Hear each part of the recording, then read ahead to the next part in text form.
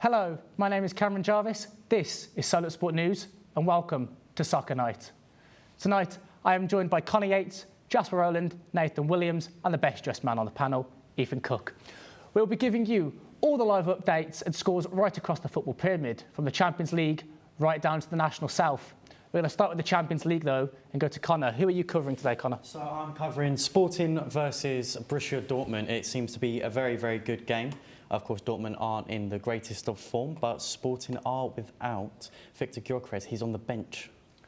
Perfect, thank you, Connor. Next to him, we have Jasper. Jasper, who are you following tonight? Well, today, Cameron, I'm watching Man City versus Real Madrid. Now, expect goals in this one. Both teams averaging over 2.5 goals a game.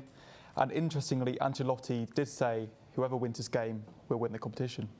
Interesting. Then to his right, he's the man with the biggest smile on the panel. Nathan, who are you covering tonight? I'm covering Charlton Athletic versus Peterborough United in Sky Bet League 1.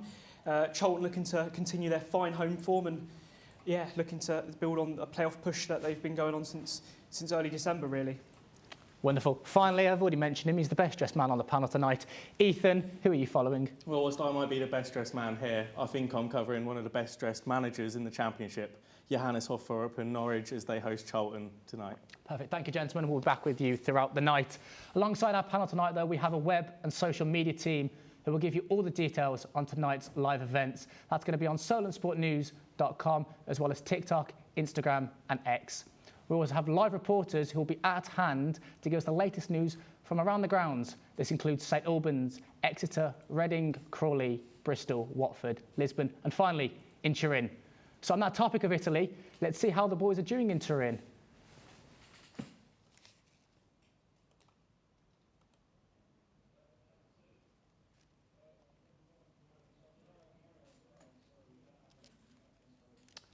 Unfortunately, we have a few technical issues. I'm sure we'll try and get back to those boys in Turin as soon as we can. We do, however, have a pair of reporters that are in a slightly more scenic location than northern Italy.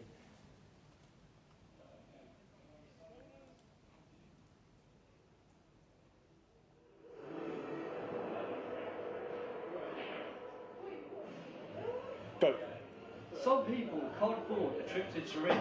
Some people end up here at Sharky's. I'm here, Zach Jackson, here with Josh Cole, who will be updating you on what the local Southampton people have to say. First though, Zach, I feel like we should start the night off With a cheeky pint review. Campo. So, cheers. 10 out of 10. 10 out of 10? 10 out of 10. Back to you lot in the studio. Go on.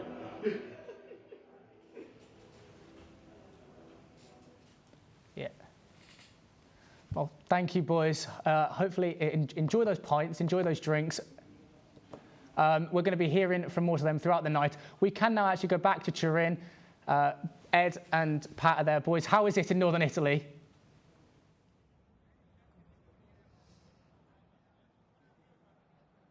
We are it is crunch time in the UEFA Champions League as Juventus face off against PSV here at the Allianz Arena in the round of 32 knockout phase first leg.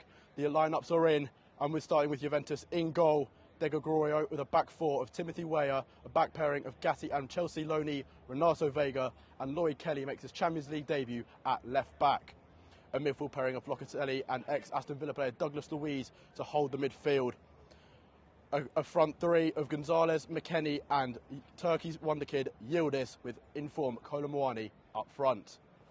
And now it's time for the PSV team. They're pretty in form. They're unbeaten in their last 6. Their last Champions League game was against Liverpool and they beat them 3-2. So now it's time for the team.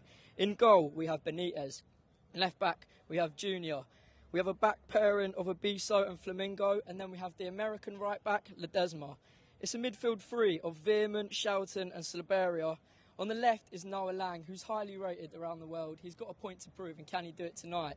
It's a very experienced another attack because we have De Jong up front with Perisic, a former Champions League winger, on the other side. Thank you very much. Back to you guys in the studio.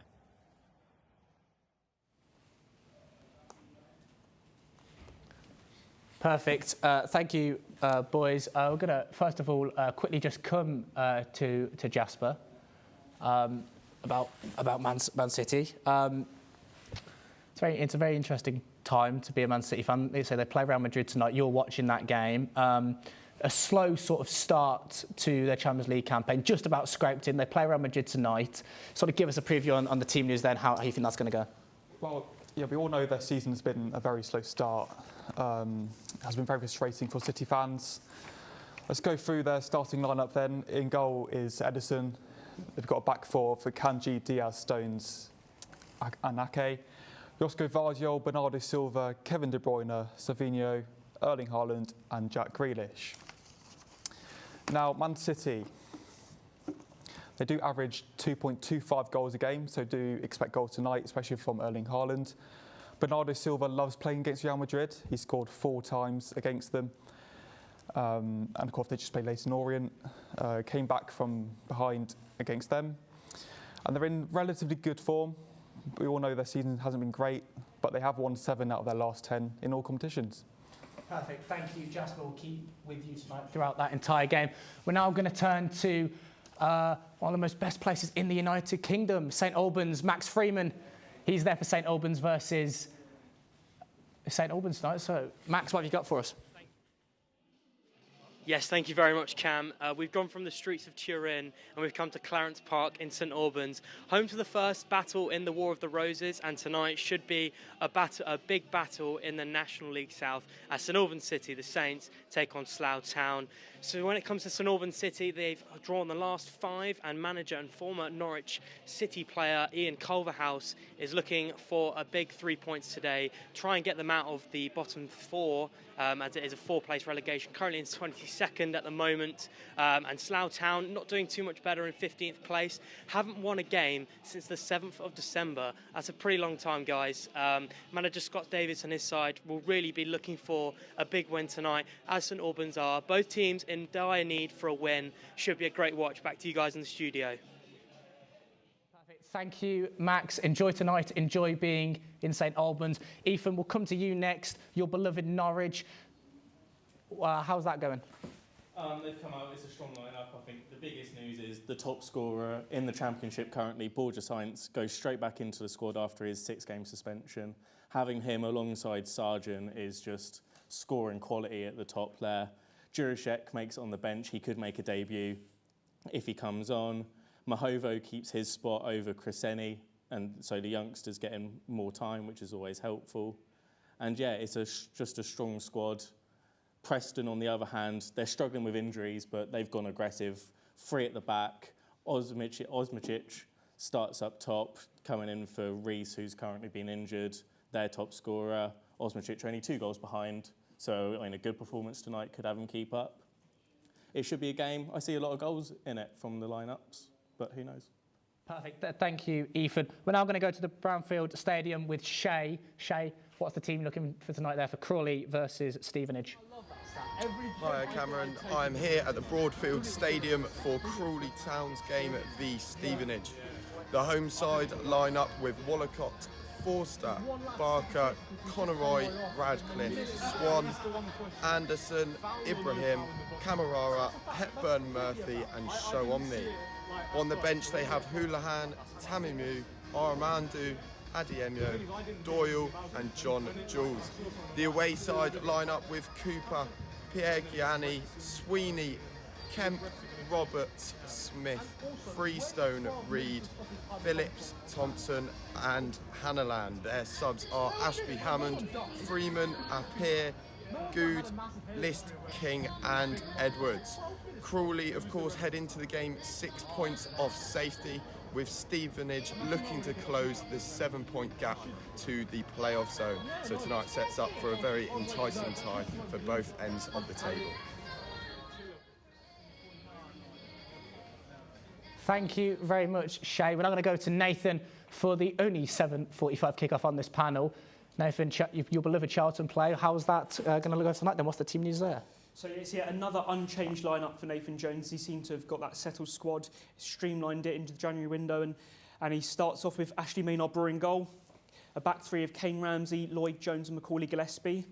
The man in form, Thierry Small, right wing back, Josh Edwards at the left wing back position, a midfield 3 of Connor Coventry, Luke Berry and captain Greg Doherty. Tyrese Campbell and Matty Godden up front. Godden has got scored three in his last three and is the man in form in Sky Bet League One. On the bench, you've got Will Mannion, Alex Mitchell, Karoy Anderson, new signing Alex Gilbert, Miles Leeburn, Chuck Sanike and Daniel Kanu. The visitors have Jed Steer in goal, Carl Johnston, Oscar Wallen, Sam Hughes, Teo Eden, Manny Fernandez, Hector Kiprianu, Mohamed Sissoko, Gustav Lindgren and Ricky J. Jones. On the bench, I've got Nicholas Bilakapic, Malik Mothersill, Ryan de Havilland, Chris Conclark, Abraham Odo, Kean Hayes and James Donnelly. It's a game where both teams are at polar opposites end of the table. Charlton are looking to build on the playoff push that I mentioned earlier started in mid-December, and Peterborough are trying to get out of the relegation fight that they've found themselves in.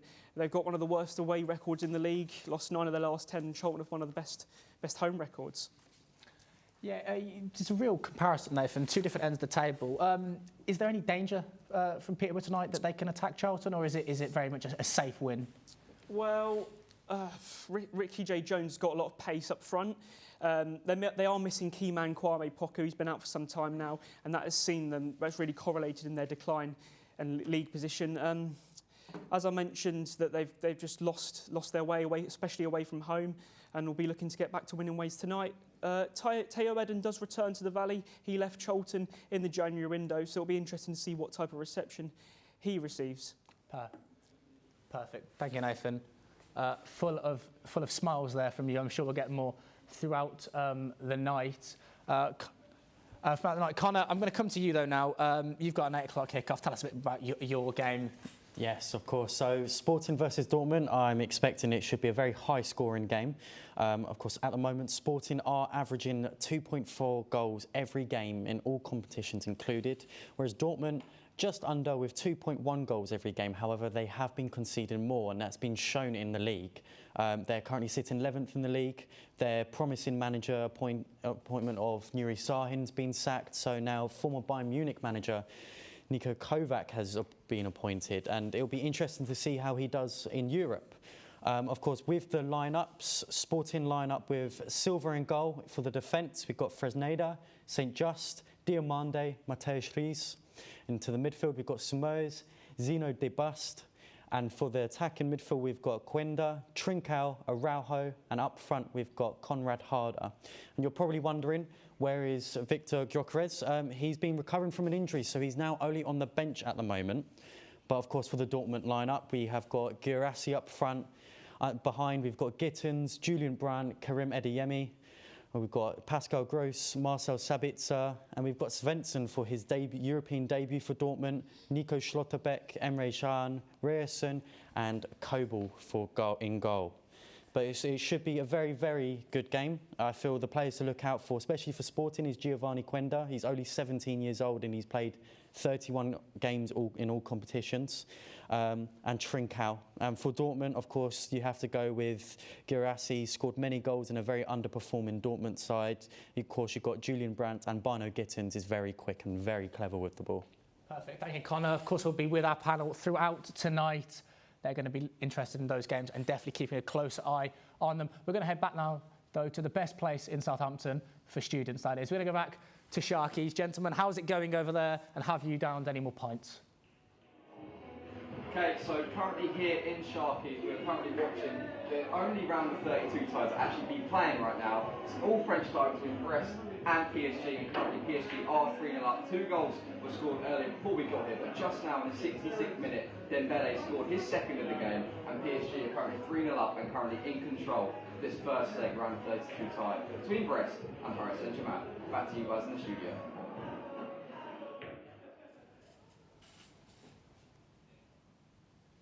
Thank you, gentlemen. Enjoy your night in Sharkies. Just to keep you a quick update with the live Champions League game going on, that was a 5:45 kickoff. It's PSG versus Brest. PSG 3-0 up. They did go 3-0 up originally, but the goal was ruled out for offsides.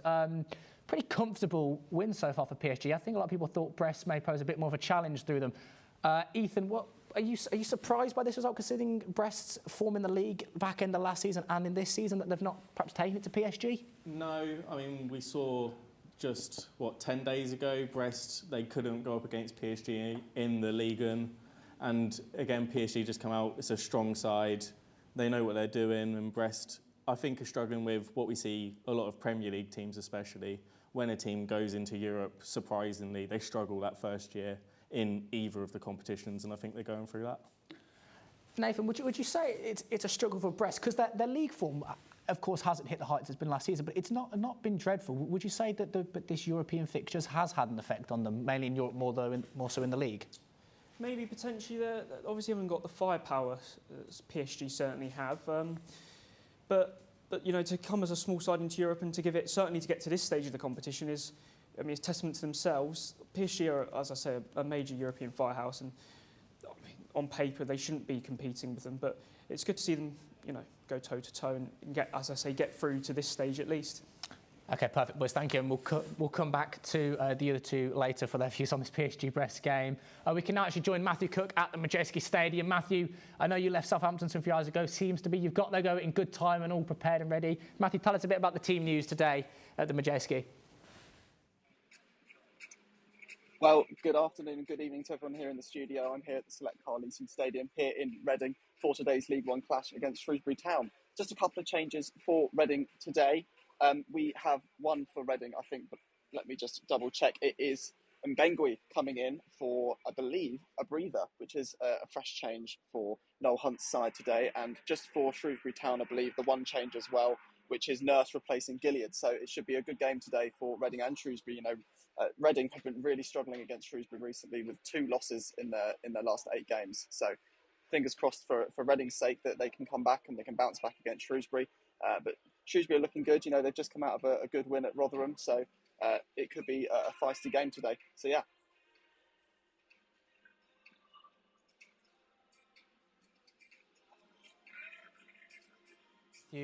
Quickly though, Jasper, I just said I'd ask you about it. PSG, very simple. They beat Brest 3-0. Can they win it? Absolutely.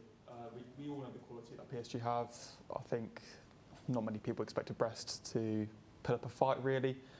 Yeah, they're just far too good for them. And I can see PSG going far into the competition. Can they win their first Champions League? I'm not too sure, but they definitely have a chance, yeah. Perfect. Connor, just very simply, this new Champions League format, it's brought up a lot of interesting ties. Of course, you can see with Man City and Madrid, Man City Madrid earlier. Do you like it? Has it been a good change? And people are complaining that we've not had these, you know, we're getting these big games early on in the stage, but then it's good, isn't it? Because then you can't be poor and get away with it and sail through to the quarters. Well, I'm a bit undecided on it still. Of course, you have the argument of the fixture congestion. Of course, it hurts the players, but there again, there's more games to be played, and especially with the last game week where there was all the teams playing at the same time for an entertainment purpose, I think it was really good. And of course, we've been given the opportunity to watch any other season 2 competitors of winning the whole tournament playing before the round of 16, which is ridiculous. So I think it's still got its point to prove, but I believe it's slowly growing on me. That's nice. It's grown on me. I very much I like it. I like the fact you can't get away with being poor and not playing well. I mean, we've seen it with Madrid, we've seen it with Dortmund. Quickly, going to go down the line and ask the 3 rest of you. Do you like this new Champions League format, Jasper? I actually do, yeah. I think it's good to see more teams playing in Europe, and it has been very, very exciting, especially the last day where we had 18 games at once. The entertainment was class, so I think I really like it, and it has grown on me like Connor. Nathan, how about you? Do you like this new format, or are you humble to the old format? Well, I did like the group stage, and I was reluctant at first, but I've kind of taken it in. You know, it's very unpredictable, this new format of Champions League football, and yeah, certainly enjoyable this season. It's enjoyable. And Ethan, how about you? Are you found this format, or is it one of those ones that's going to take time to grow on you, or do you wish it kept it the same? Is it the right change for the right reasons for this format? I'd love to bring a different point of view, but I have to agree with everyone else. I came into it quite sceptic, because I think a lot of people did, and I think you've just seen some great games, some great football, some great shocks as well, which I think you didn't see before in the group stages. And yeah, I think the same as them. I think seeing teams like Brest and even teams like Villa have good runs, and I think it proves a bit more and like step up. I think what it has done is shown that you really need a good home form Like, you need to make your home your fortress. It's difficult enough to go away from home in your own domestic league, but to go away from home in Champions League, you've got to make your home the place to be, and you've got to win there. Yeah, I mean, that's definitely shown with teams like Liverpool and Villa making Anfield and Villa Park a fortress. Yeah. Especially with the past few seasons, City have arguably had more favourable groups, and of course City had been facing PSG this tournament, Juventus. It's more difficult to sort of get away, and whereas you've got to be, as you said, confident at home, and with the top 3 teams in Arsenal, Barca and Liverpool, they're all very confident, and that's why they've been automatically qualified. Absolutely perfect. Thank you once again, boys. We're now going to go to Sam, though. He's at Bristol City. Finally got to you, Sam. Give us the team news over there.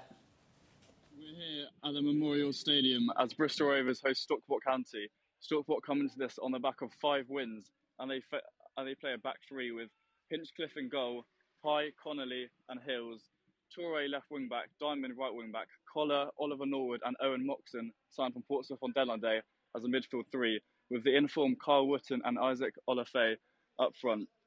As for Bristol Rovers, they make 2 changes as Jed Ward comes back into the side after Josh Griffiths was recalled by West Bromwich Albion on deadline day. It's a back 4 as Hunt, Wilson and Taylor and Sousa make up the back 4, with Grant Ward and Matt Butcher on loan from Wickham sitting in the 2. Thomas, Hutchinson and Stotiri with Chris Martin up front. Bristol Rovers come in just on the back of a 3-1 home win against Peterborough, and they'll be looking to improve their home form. Stockport sit 6 points off the top 2, and they'll be looking to close the gap with Wickham. As for Bristol Rovers, they are 5 points off relegation and will be looking to go further up the table. Absolutely. Thank you for that, Sam. I've been pointing out that I called it Bristol City, and that's probably not a good thing to call Bristol City the Bristol Rovers Stadium, and vice versa. So it's not. No, it's not unfortunate. I know. So, place that was the Bristol Rovers Stadium. We'll talk about from Sam there. I'll come to you, Nathan, because the EFL is very much your forte. Bristol Rovers. Very much a steady team in the EFL now for many years. How's the season gone for them, do you feel? Well, they changed manager in, I think it was early December. Matt Taylor got the chop. They brought in Inigo Calderon from, I think it was the Brighton Academy side. They're traditionally a lower mid-table League One club. A club of their size deserve a bit better, and I think that they will stay up, but they're in for a long old slog this season. Yeah, I mean they play Stockport, who it's very strange, and Stockport have won the last 5. They're the most informed team, you believe, in the EFL at the moment, especially in League One. They've won the last 5. They've scored 9 and conceded only 2. How can Bristol Rovers stop them tonight? I don't think they can, to be honest. I think back at Edgeley Park, Stockport. I think they won their 2-0 earlier in the season and showed that they were a class outfit. So I can only see this ending one way, and that'll be being a Stockport win. Yeah, there's no Stockley Park tonight. Unfortunately, we don't have to sit and wait for I'm VAR decisions. I'm glad there's not VAR in the EFL. I'm so glad. I'm not sure if it's there in the Champions League tonight, but it should be there. So I mean, that will keep us on our toes. I mean, we'll end up probably discussing the VAR at some point, though. Stockport, though, they can go into the automatics today as Wrexham are playing in the EFL Cup. Jasper. Who's going up from there? Wrexham, Stockport. Who's your money on? It's really if you're a better man, I know you're not Will Charlton, but if you're a better I'm not going to mention my boys. it's a tough one to call, isn't it? There's Wrexham on 55, Stockport on 53, a 4-point gap up to Wickham in second. But you've also got Huddersfield and Charlton as well, who are both in decent form. Huddersfield maybe not, but Charlton in really good form. So you never know. The playoffs can be really unpredictable. But I fancy Stockport at the moment. Wrexham, we know how good they are. But I think Charlton as well, in the form they're in, I think it's anyone's pick. Yeah, I mean, Stockport, the last time they won at Bristol Rovers was in December 2008. So it's been a long time. Of course, they had that gap where they weren't in the same leagues. So, Connor, how much does that play into a team's mind and a manager's mind and a manager's setup when they see stats like that? Oh, it means a lot. But I think, of course, you can't really. Of course, you can predict, but anything can really happen. Of course, especially with what's at stake, and of course the gap between the League One and the Championship is huge financially as well. So teams will put a lot on the line to ensure that they can get that extra foot ahead. Yeah, absolutely. We're going to sort of switch a bit of focus now for the Championship. We're going to talk about the FA Cup. We're going to actually quickly, first of all, before I get onto that, we're going to go to Max Freeman for the team news at St Albans versus Slough. Max, what's the teams looking like there? Yep.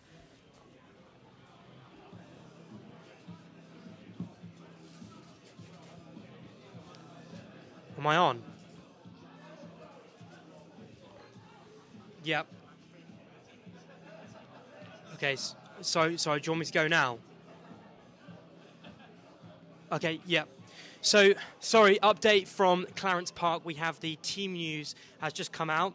For St Albans to start off with, we have Johnson in goal as captain, and we have Longe King, Banton, Bendel, Castiglione, Woodman, Dausch, Russold, Sweet, Mason and Claridge making up the starting lineup for St Albans. And for Slough Town, apologies to any Slough Town fans, they actually did win this last weekend. But that was their first win since December the 7th.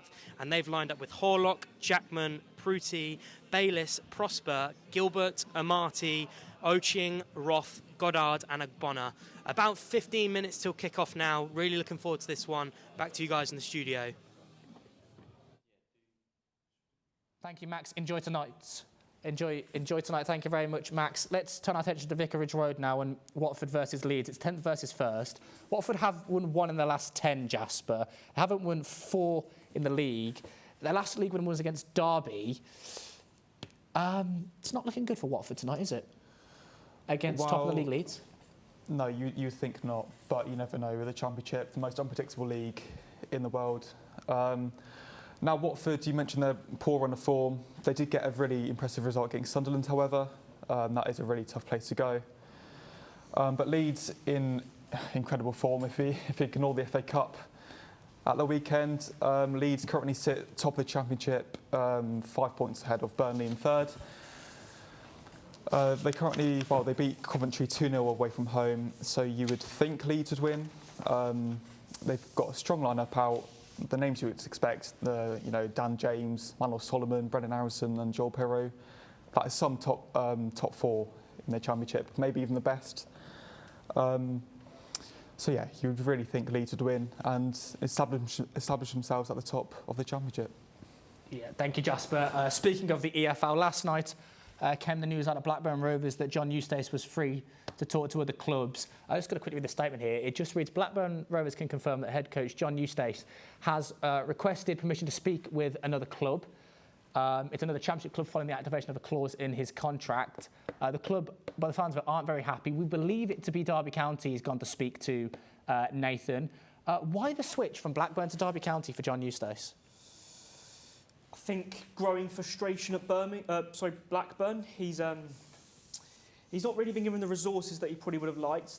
He's got them into the top 6 and he's done a really good job with them. He kept them up last season thanks to the magic of Sammy Schmodix. He then went to Ipswich in the summer for a lot of money, I think in the region of 20 million. That's then not been reinvested, so I think he's very frustrated. His last playing club was Derby County. I think he's from there.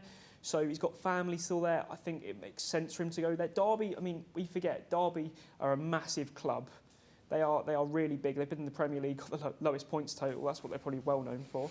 And I think there's a chance for him to do something quite good there.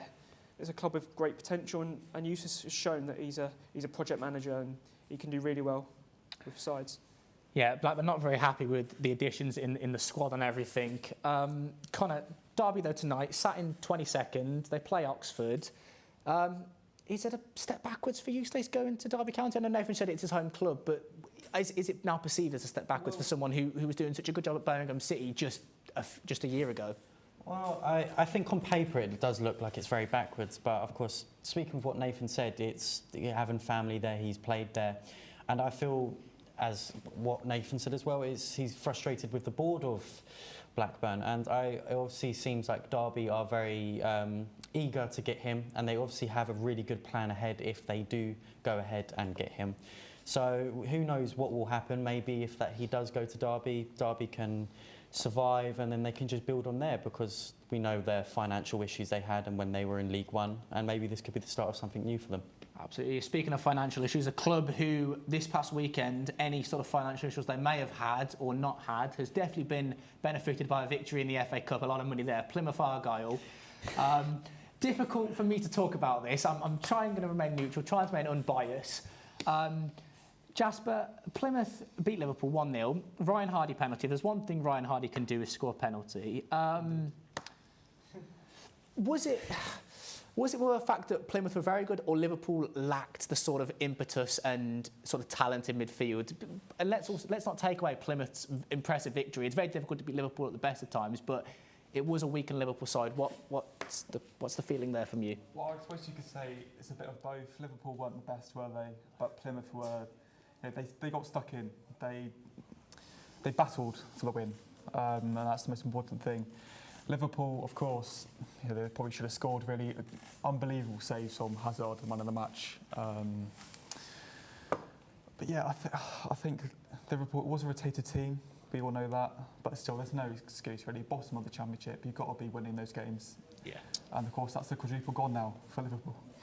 Good. Yeah, I mean, no excuse, like you said, Ethan. Arne Slot came out and said in his press conference yesterday, talking about the Everton game tomorrow, that that's inexcusable for a team like Liverpool. That cannot happen. It shouldn't happen.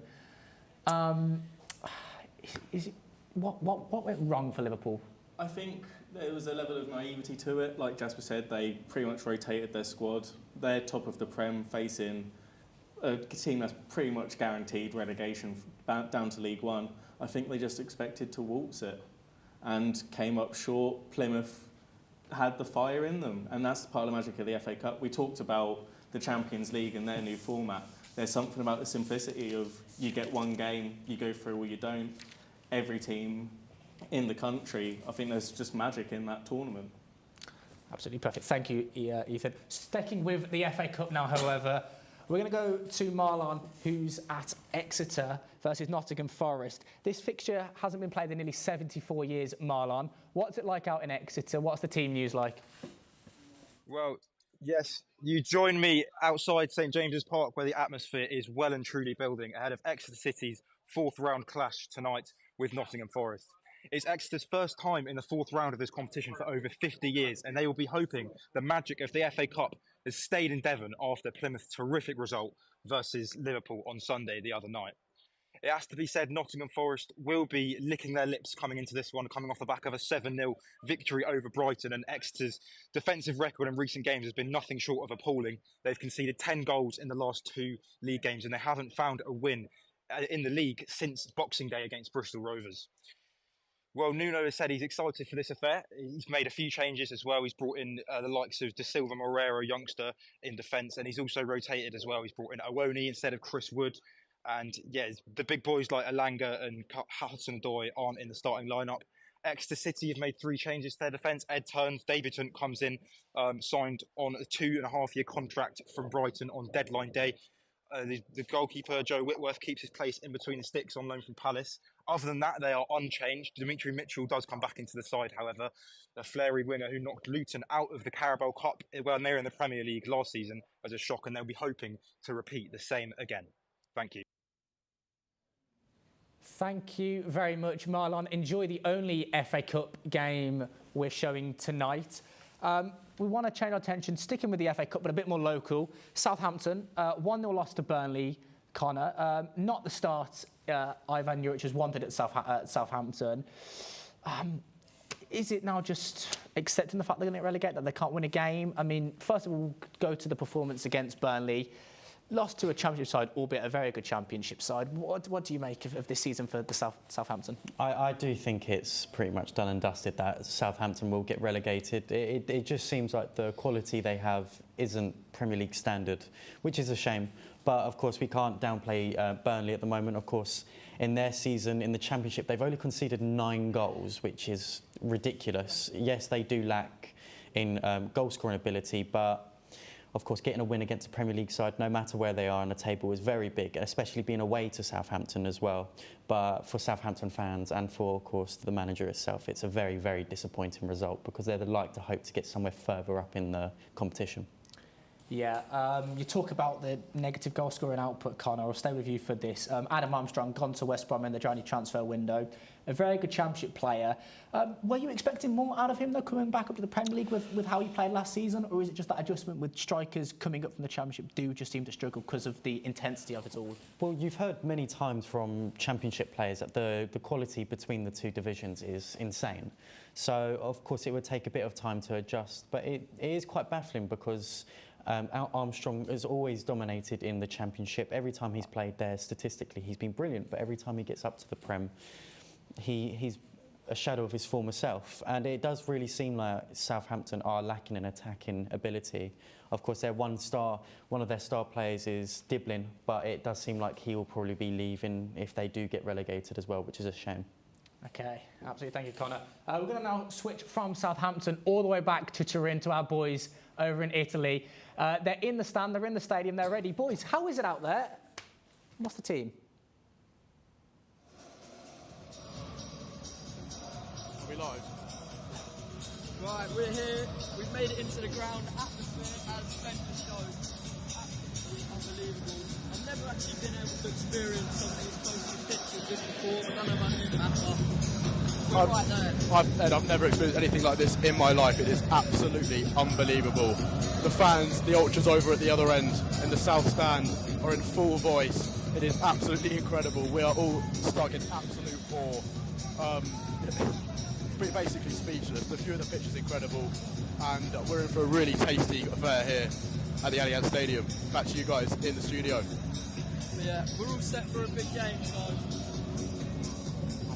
I've got the first react.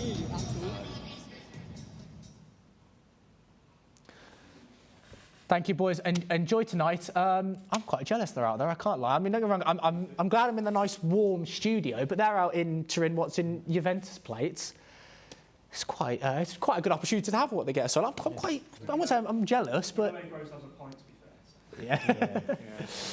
Absolutely. Well, he'll probably have a few. I can't lie. I mean, they've been up since about 8, 9 o'clock this morning. So credit to them. They've travelled hard. They've travelled far to bring the best content possible. We'll actually move from Italy to Spain. We'll talk a bit about La Liga. We've already mentioned Real Madrid and their sort of mixed form in Europe compared to the league. It's the same with Dortmund, Ethan. They're only 1 point clear at the top, Real Madrid. It's interesting how tight La Liga is, yet they are nowhere in Europe. It's part of the fascinating league that La Liga tends to be.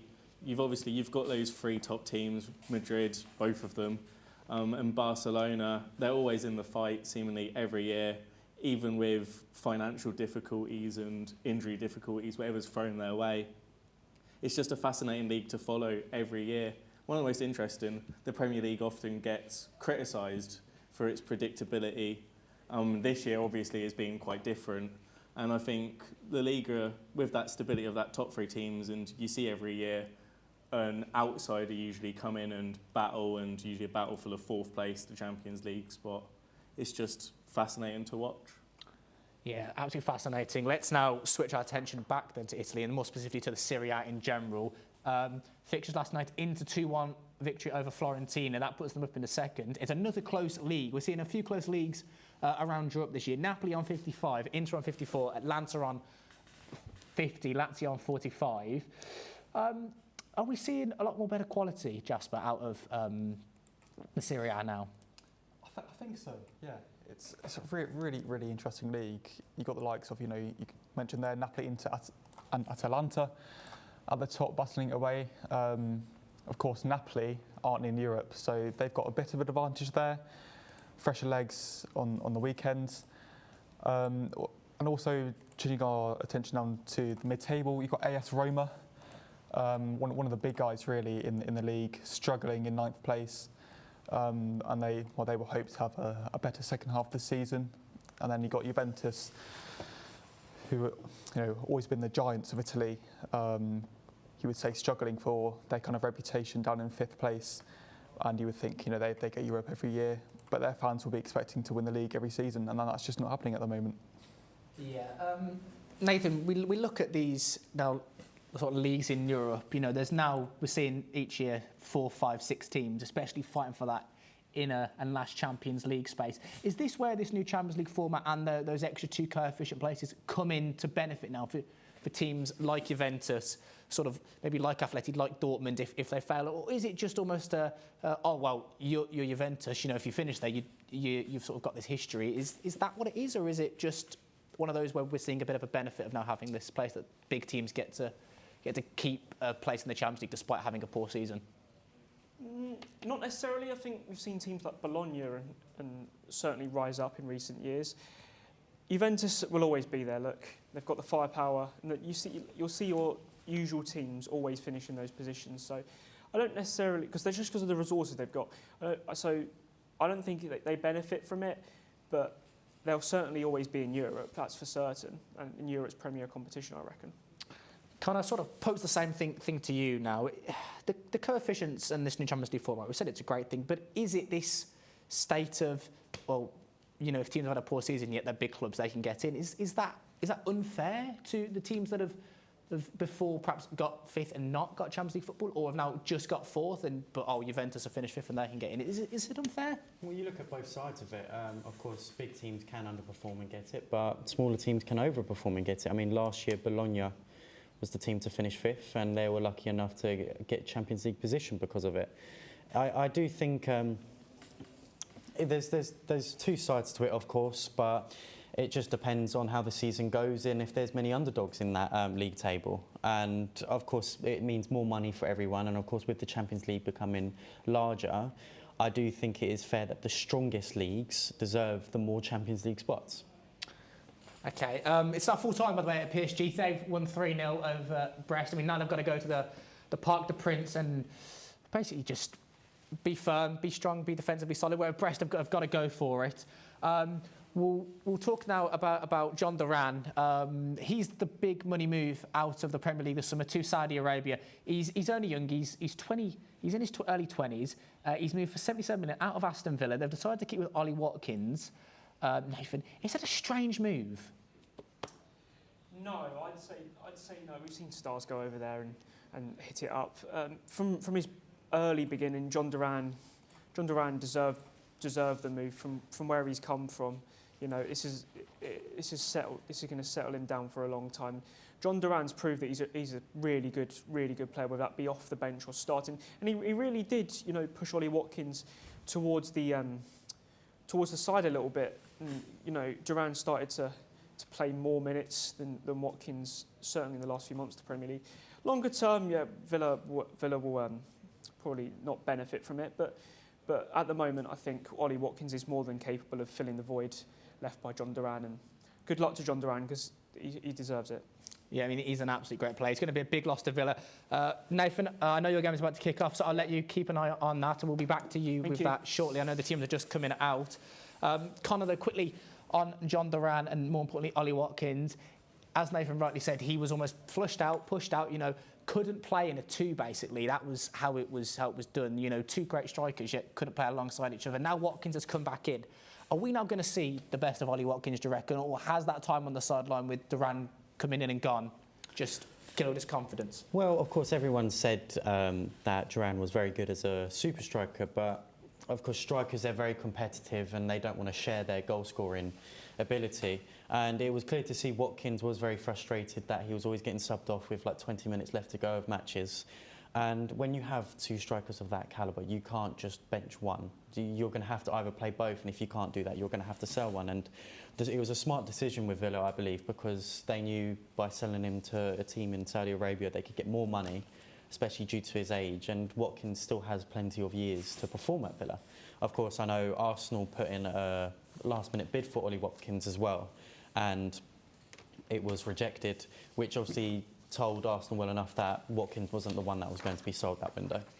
Yeah, absolutely. Right, the 7:45 kickoffs are just about to get underway here in the Champions League and in the EFL. We're going to head back quickly to Sharkies as these games get underway. Boys, take it away. We're still here at Sharkies, and I'm so confident that Real Madrid will beat Man City. I made a little bet with Josh, and unfortunately we've dragged 2 people in from Sharkies. We've got Callum. And Obi. And Cal will be on my side. I think Real Madrid will win. So every time Real Madrid concede one goal, Cal will have to do a shot. How do you feel about that? Confident. Confident. Now if Man City concede, Josh's partner, Ollie, will have to do a shot. How do you feel? They're not going to concede, so. We'll see what happens during the game. Back to you in the studio. Thank you, boys. Hopefully, I don't know if it's hopefully or not, that some shots are consumed tonight. I think for the boys, they probably don't want some shots. My prediction would probably be that the man having to do the City shots is going to have to probably do some shots. Gentlemen, just quickly though, score predictions for the Man City-Real Madrid game. Connor, we'll start with you. Well, I'm hoping for their sake it's 8-8. But no, in all seriousness, I think it'll be 2-1 Madrid. 200, Jasper? I said there could be goals, but I think it'll be a very tight fixture. So I'm going to go for a 1-1 draw. Nathan, I know you're intensely watching your game, but quickly, while you've got time. 2-2. 2-2. And Ethan? Well, they've all said there's going to be goals. I think it's going to be 0-0. I think both teams need a result, and they'll just play defensively and be happy with a draw. OK, we'll now go to the game that Connor Yates is watching, Sporting versus Dortmund. Connor, you've watched that game, of course. You've given us the teams. Score prediction for it, please. That's very interesting. I do think because Sporting are home and they, of course, have picked up form back again in the league, I think it'll probably be 2 or 3-1 to Sporting. Jasper? Again, this is a very interesting fixture because, of course, Gyökeres on the bench, their main man. He scores all their goals. Dortmund, they've been poor in the league but good in Europe, so I think it could be another draw, and I'm going to go 2-2. Nathan? Dortmund have been indifferent in the league, as we've mentioned. Sporting haven't hit the same height since Amarin left. I'm going to go for a Dortmund 2-1 away victory. Anything? Dortmund, they're so poor defensively at the moment. And personally, I've been to Lisbon and I've seen Sporting live, and their fans are wild, and I'd get behind them, and I think Sporting will win 2-0. And quickly on to the game in Turin, PSV versus Juventus. You've seen the crowd, you've seen the boys that are there. Juventus are clearly up for it at the Allianz Stadium. Is it going to be a walk in the park, or are PSV going to make it difficult for them, and they're going to make it stubborn? Well, you can't write off PSV. Of course, they did get the win against Liverpool, and yes, to be fair, the Liverpool squad was a bit weaker, but Juventus haven't been the powerhouses they used to be. Of course, under Thiago Motta, they're trying to play good football, but they keep on getting a lot of draws. But I think the signing of Kolo Muani is a very important one for their season, so I do think Juventus will just edge it. OK, Jasper? It won't be a walk in the park for Juventus at all, but I can't see them not winning this. It's going to be 3-1 Juventus. OK. Nathan? PSV got a few key men out. Ricardo Pepi, he's quite a good striker at the minute. Juventus got the resources, got the firepower. OK, and Ethan, quick score prediction from yourself. I'll back up the rest of the boys. I think Juventus, they'll win probably a 1-0 or 2-1. Perfect, thank you. I know you boys have all got your games thoroughly interested in. There's one game I'm thoroughly interested in, though, tonight, that I'm going to keep a close eye on. It's in the Worcester Senior Cup. It's Bromsgrove Sporting versus Alfchurch in the semi-final. And I've got the Twitter notifications all on for that. Good luck to the Rouslers tonight, though. As you mentioned, the 7:45 is now well underway. Nathan Williams, of course, Charlton, his loyal Charlton in the Championship battling away. Nathan, how's that game started? Quite scrappy. Peterborough had a few free kicks. Just seen a good block really by Macaulay Gillespie to deny. I think it was Ricky J. Jones from close range, so that was quite important. And nothing to note of anything yet, really. No clear-cut chances. No clear-cut chances. OK. We've mentioned a lot about sort of everything going on in the Championship and in the EFL and in the Champions League. Quickly want to talk about the Premier League game that's coming up this week. It's Liverpool versus Everton. Liverpool off the back of a poor result against Plymouth. Everton, a new man in charge, David Moyes. He loves a Merseyside derby. Ethan, what do you reckon? Everton going to go for it? Are they going to go for it? What's going to be the result of that game? I think you said it perfectly. David Moyes, he loves a Merseyside derby. Liverpool, under Arne Slot, they haven't really, or don't describe them as a gritty team. And I think Everton will just go there, proper scrap, and I think they'll probably nick it, either a draw or a win. Perfect, thank you. Now, the boys in Turin, they've been up, as I mentioned, they've been up very early this morning. They've been up since 3 a.m. It's a journey that I don't think any of us would want to make at 3 a.m. in the morning, but it's a journey that they've made for the cause and to go watch football. Ed and Pat, talk us a bit about your journey today. You know, it's been up an early one. Are you tired? How's it going? Talk us through it.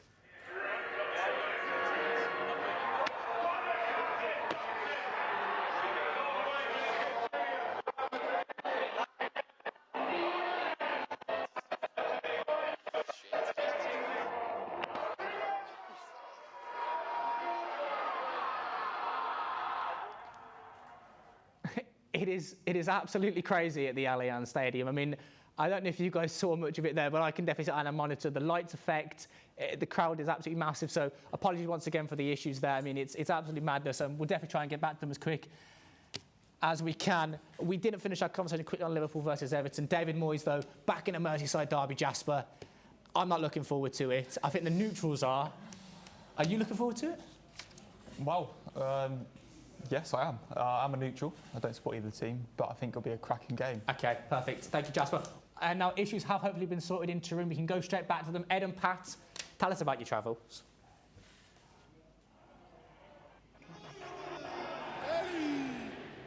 So right now they're running through the teams. As you can see on the big screen there, the Juventus fans are going mental. It's absolutely incredible in there. We just can't wait for kickoff now, and we can't wait to update you guys. Back to you guys in the studio. Come back to us.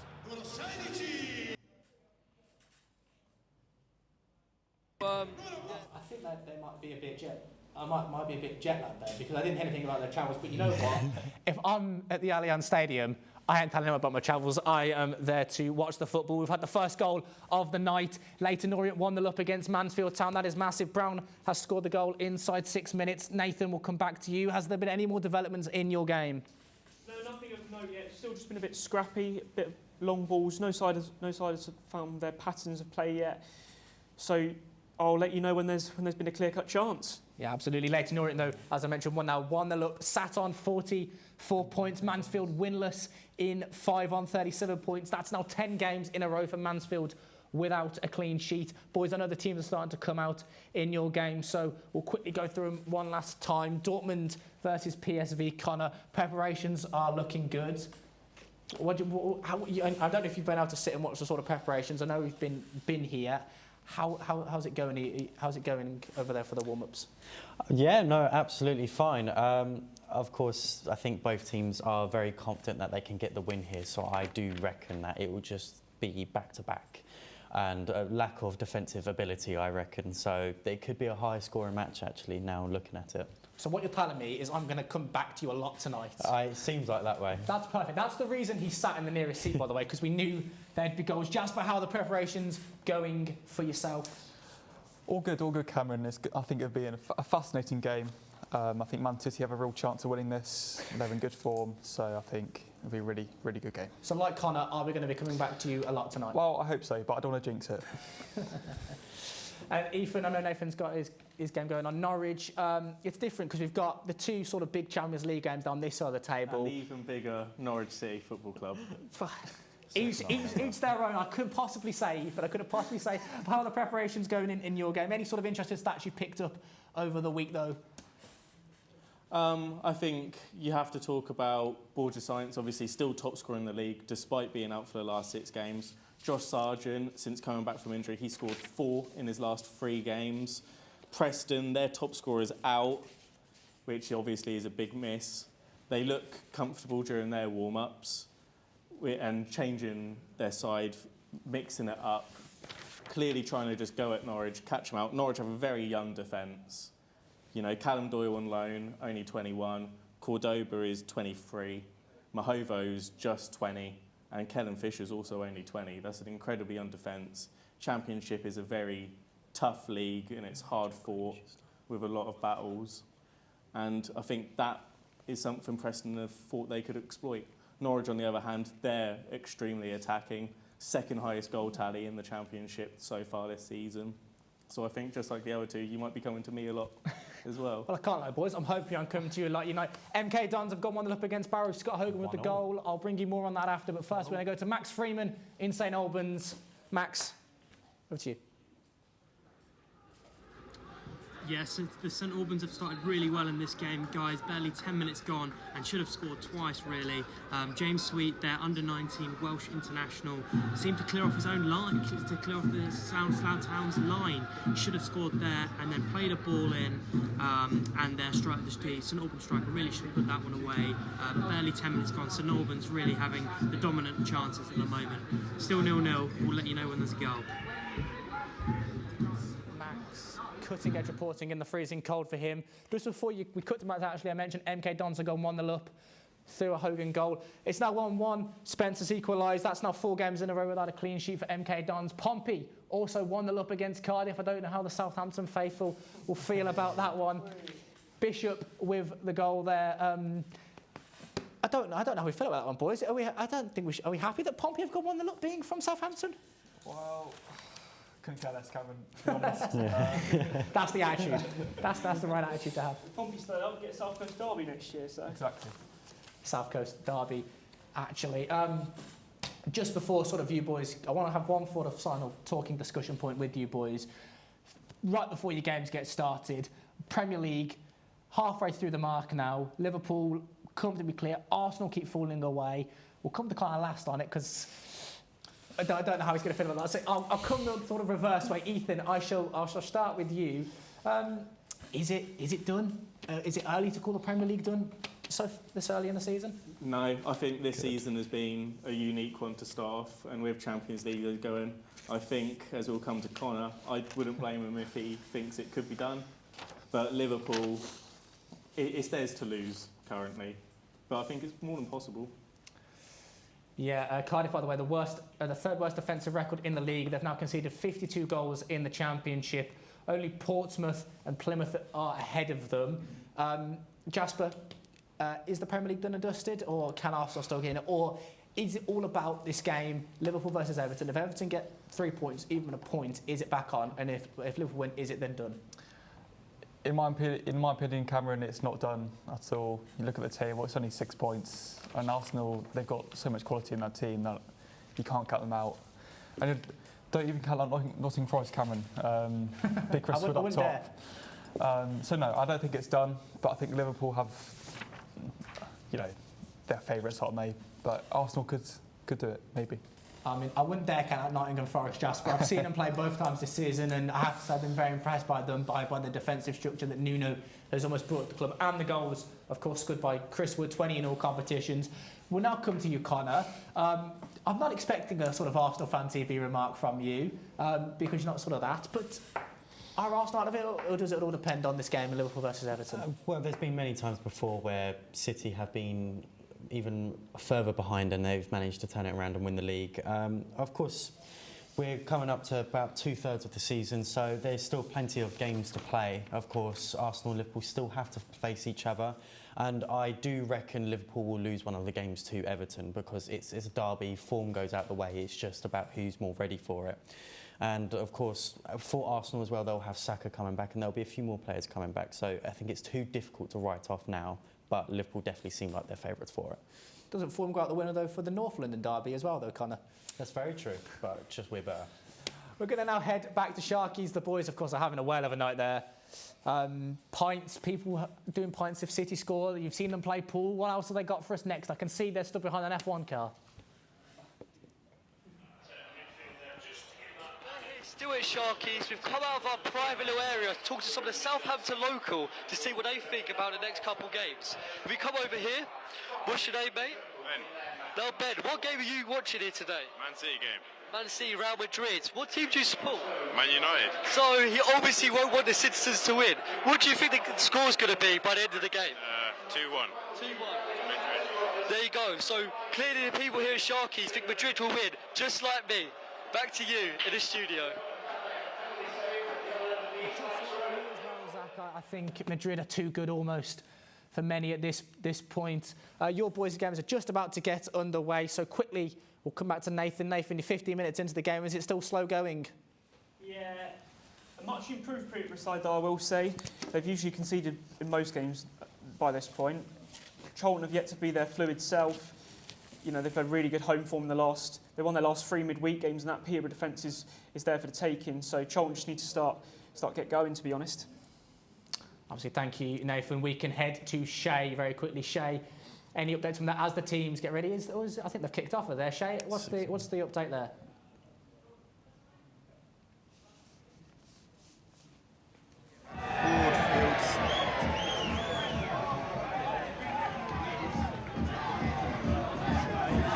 We are 15 minutes into the tie here between Crawley Town and Stevenage. We've just hit the 15-minute mark.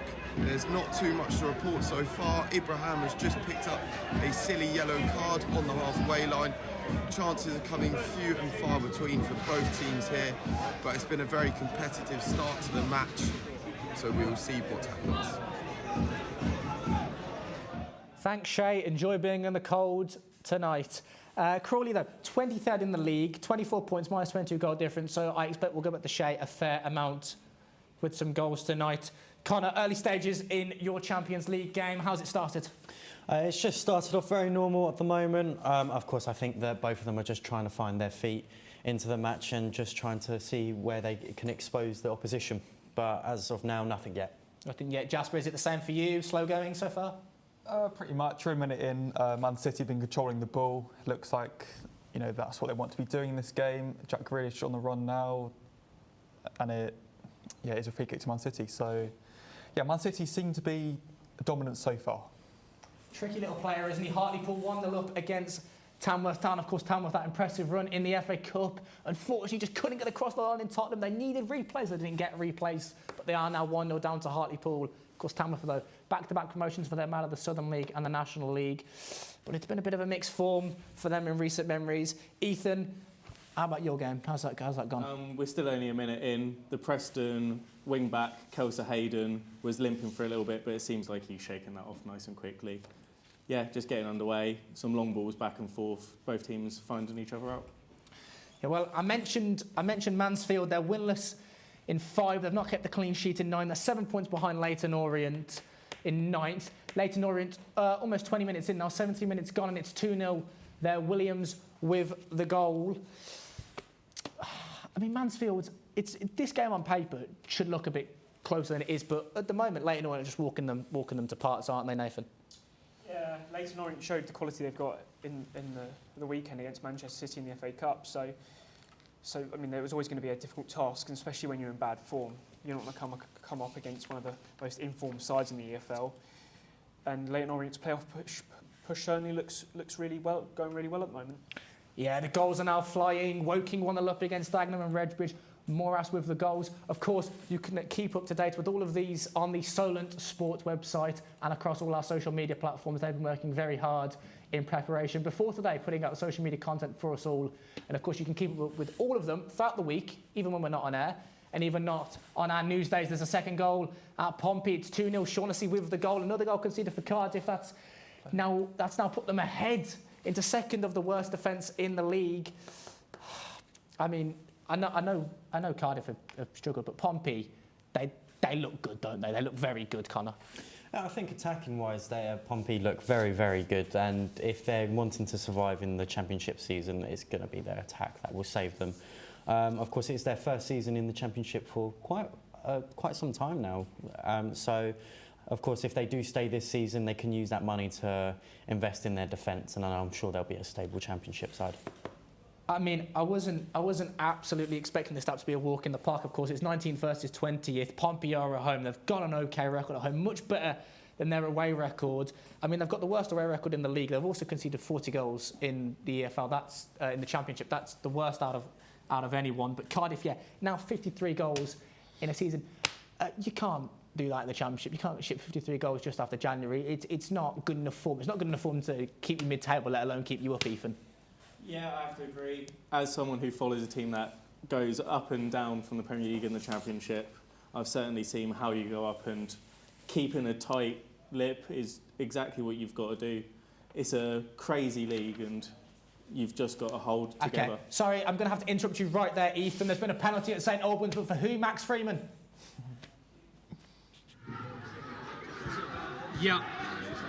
Yeah, crazy stuff happening in St Albans. St Albans were given a penalty when number 18, Aidan Dausch, was found in the penalty area by the goalkeeper. Clear and obvious penalty. but the goalkeeper saved it. So it's still goalless at Clarence Park despite all this St Albans pressure. St Albans City 0, Slough Town 0. Back to you guys in the studio. Thank you very much, Max. The goals are flying in all across the EFL, but none so far in Europe. Connor, any updates from the Champions League from PSV versus Dortmund? Well, it seems their game is starting to warm up a little bit because it's been end-to-end, and Sporting have just crossed it into the box, but unfortunately no one was there. I'm sure if Gyökeres was starting, he would finish that chance in a heartbeat, but still 0-0. Yeah, they're missing him. Jasper, still goalless over at the Etihad. Yeah, short answer, yes, nothing's happened. Nathan, you said sort of things are starting to pick up over in Charlton, have they? No, not yet, Cameron. There's just been a few niggly fouls in the halfway line, and both sides can't really gain too much control of the ball. Both sides want to find the patterns of play that will see them win this game. Sorry. Well, there's been a goal at Vicarage Road. Leeds 1-0 up. It's Dan James with the goal. Watford not won against Leeds in 10. That could be extended to 11. We've already mentioned, of course, their last win was against Derby. Ethan, anything happened out in? Well, you've come over at the exact right time. Preston have been pushing very strongly. They've been pressing high, and Norwich, they've just given it away. It looked like there was some confusion at the back between Doyle and one of the midfielders. I can't tell who it is exactly. And Preston have just punished them for it. It's a great finish. And yeah, 1-0. We're defending, I'd say. Yeah, shocking. No, it is Norwich after all. Shocking defending. Well, you boys, of course, cutting edge analysis. First goal in the studio tonight, and it goes to Ethan. Have to say, that wouldn't have been on my bingo card. That wouldn't have been on my bet. It would have gone to one of the Champions League games. So you know what, Ethan, doing yourself a credit there, and we'll probably be coming back to you more as the game goes on tonight. Of course, still goalless in all Champions League though. The games across the EFL are flying in. It's still 0-0 at the Victoria Ground, as it's still Bromsgrove 0, Alfchurch 0. Kenneth Town 0, TSN have just got one back, Wilson, and that's over out in Scotland. Of course, games across Scotland tonight and up and down the football pyramid. A lot of the games in hand to be catch up from sort of postponements and the weather. Any sort of quick response from Norwich, Ethan, or has it just been still Plymouth dictating? They got it forward, and it was a soft foul from Borja Sainz. But yeah, Norwich, one thing this season, they haven't been great at responding quickly in games. Coming from behind is not their strong suit. So I think that the early Preston goal is a very good sign for the team in white. You're not really expecting Norwich to win. They sit 8th in the league, Preston in 15th. Norwich won 2 of their last 5, though. Preston, the informed team in that game, 3 in their last 5. Connor, we'll come back to you now in Dortmund. Any changes? No changes at the moment. It seems a bit of a clash at the moment. There's a lot of deflections, a lot of block shots, and Dortmund seems to be going for the approach of a counter-attack more than anything. So it does seem that Sporting are going to try to maintain the possession in this game. Okay, we've had our first goal in the FA Cup. It's the first goal in the fixture for 74 years. Marlon, is it an upset, or have Forest taken the lead? Hello, you join me from the Big Bang, and it's been a shock early lead here for Exeter City. It was a corner from Ryan Trevitt. They found it over on the right-hand side. Dimitri Mitchell, the tricky winger, he actually had a shot. It was saved by Keeper Miguel straight to the feet of top scorer for Exeter City, Josh McGuinness, who was there to put it home. And would you believe it, Exeter City are in the lead here against the highest-ranked side left in the competition, 1-0 in Devon, and the magic of the FA Cup could well be staying in the county after Plymouth's excellent result on Sunday. 1-0 Exeter, back to you. Thank you, Marlon. Big shock. I can tell you there weren't many cheers in the studio when that goal went in. Sorry, Jasper, but there was a big sort of celebration. Chance, though, at the Etihad. Jasper Rowland. Okay. Offside, I'm afraid. It was a penalty to Real Madrid, but the London flag is up. First big chance, though. Cardiff have pulled one back against Pompey. Of course, 2 of the worst defensive sides, as we've mentioned many times already.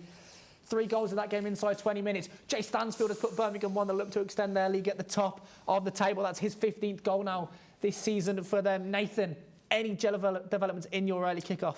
Well, Charlton had the first clear-cut chance of the game. It was a cross on the left wing through Josh Edwards, pushed up quite high up the pitch. And Matty Godden, the man in form at the minute, 3 in his last 3, showing his poacher instincts. Tried to get in front of his marker, got a shot away, but it was well saved by Jed Steer in the Peterborough goal. Yeah, it was a Jay Stansfield penalty, by the way, that have just put Birmingham 1-0 up there. Exeter, of course, as you mentioned, not beaten Nottingham Forest. Of course, they've only played each other 4 times, but that was the only 28th goal Nottingham Forest have conceded all season. And they've got the 3rd best record in the Premier League as well. They've only conceded about 25 or so there.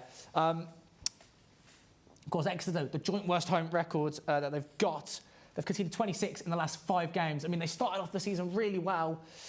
Clean sheets, I think they made about 4 or 5 in a row, and then they've just lost and lost, and like I said, 26 in their last 5 games.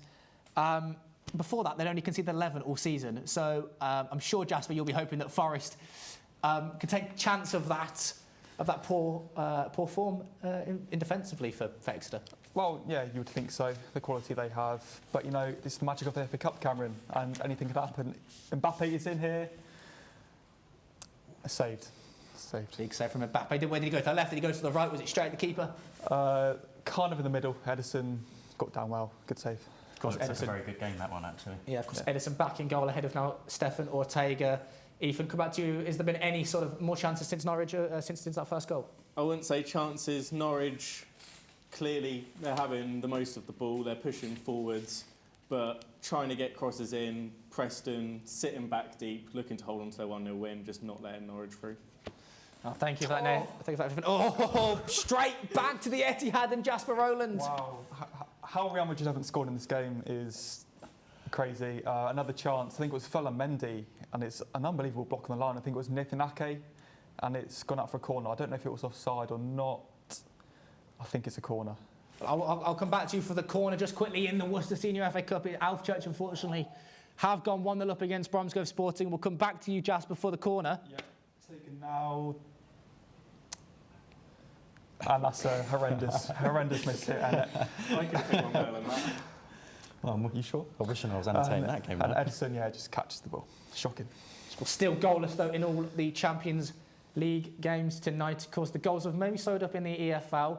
12 minutes gone in those Champions League games. There's about 35 minutes gone in the 30 minutes gone in the EFL. Nathan, anything from yourself? I know you're not the happiest bloke 9 times out of 10, but is there something? I mean, the stats should say that there should be a goal. You know, Peterborough have got the leaguest defence in League One. Charlton have got one of the strongest home records. We got a chance at the minute though. Luke Berry's on the edge of the box, blocked. Unfortunately, still 0-0. But Charlton knocking on the door, getting close. Yeah, Charlton haven't won against Peterborough in 10. They're going for that goal. Go for that goal. We've got, of course, as we mentioned, people all around the ground out in Italy, from St Albans to Bath. Not to Bath, sorry, I don't know why I said Bath. I meant to say from St Albans to Slough. I don't know how many people want to go to Slough, though. I have to say, we did give Max a bit of grief that he was going to St Albans versus Slough, but I have to say, there's no better place than Slough. Maybe there is, but we'll leave that up for debate. We can head back, though, to Turin, to Ed Groves and Patrick. Boys, what's going on out there?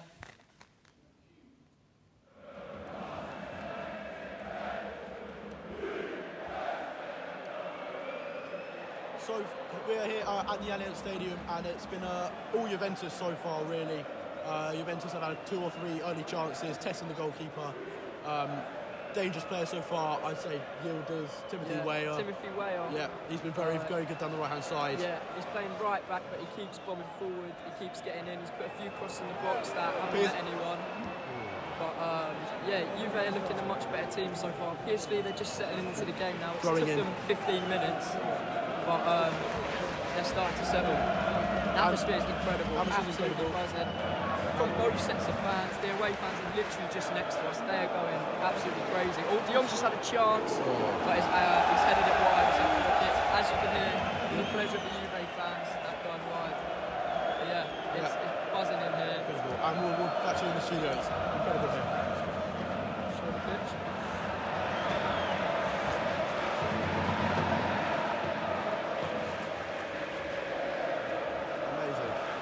Very much, boys. There's been a second goal out the Vicarage Road. It's Dan James with a second brace, extending that lead at the top of Championship now for Leeds by 5 points. Go back to Juventus versus PSG, however. Both teams, though, poor in the group stage form. Juventus only 20th, finished on 12 points, 3 wins in the entire thing. PSV 14 points, 4 wins. So PSV actually the more in-form and better team going there. Okay, of course, it's only their second meeting. They've only ever met once. That was in the earlier, the league phase of this game. Juventus did win 3-1. That was at home. So I know the boys over in Turin are going to be hoping for goals and probably hoping for a Juventus win. Like I mentioned, though, Leeds now 2-0 up. There was a bit of a fist bump from Jasper. It wasn't for a Nottingham Forest goal. It was for a Leeds goal, though. Ethan, back to you and to Norwich. Anything there? I will. Carry on. There's just been a goal somewhere else, but go to you first, Ethan. We're currently having a bit of a stoppage. Preston, 4,000.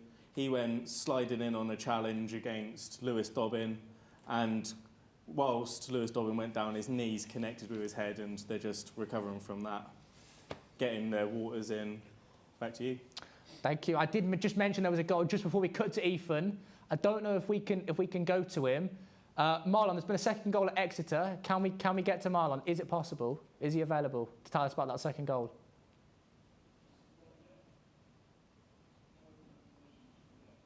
I don't think so. We'll get back to Marlon as quick as we can. Get back to Marlon as quick as we can to tell us about a second goal in the Exeter game. We'll stay in the studio now. Marlon is now ready. We can actually go to Marlon. Marlon, tell us about the second goal in the Exeter Forest game.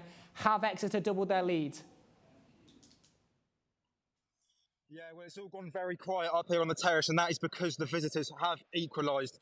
To be fair, it was a brilliant ball from Ibrahim Sangare, splitting the Exeter midfield in half. And it was Sosa, I believe, who found himself through on goal and finished it off. The keeper should have saved it. He got a hand to it, just squeezed its way in. And yeah, the Premier League outfit find themselves level here. It's 1-1. Of course, you can keep up to date with all of the scores across our socials and on here, and of course all the news. We've had two big alls in the studio, though. One from Nathan. We'll go with him first. Nathan, what's happened? Well, it was a chance for Charlton. It was Tyrese Campbell with the effort. He had some great link-up play with Matty Godden. Godden slipped him in behind, and Tyrese Campbell used his pace to get past Sam Hughes, but his shot was tame and straight at the goalkeeper. Still 0-0.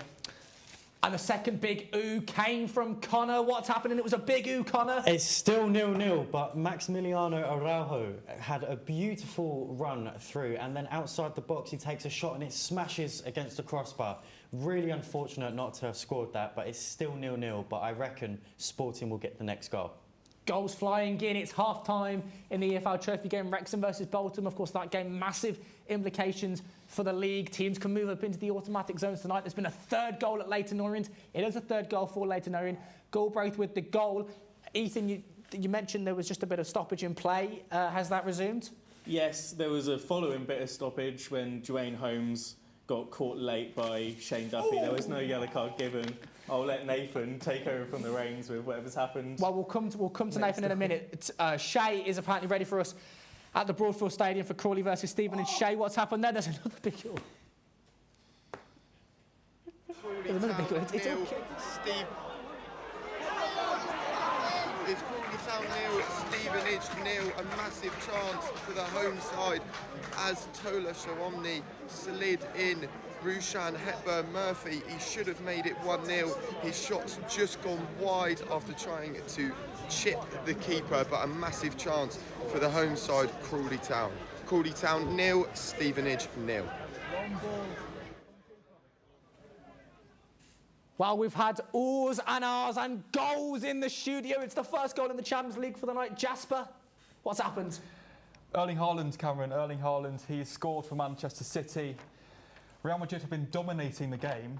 Man City go up the other end. Jack Grealish chips the ball over. I think it was Vardiol chests it down, and Haaland, natural instinct, he slots it home. 1-0. A seventh goal in the season for Erling Haaland in the Champions League. There was a big all from Nathan.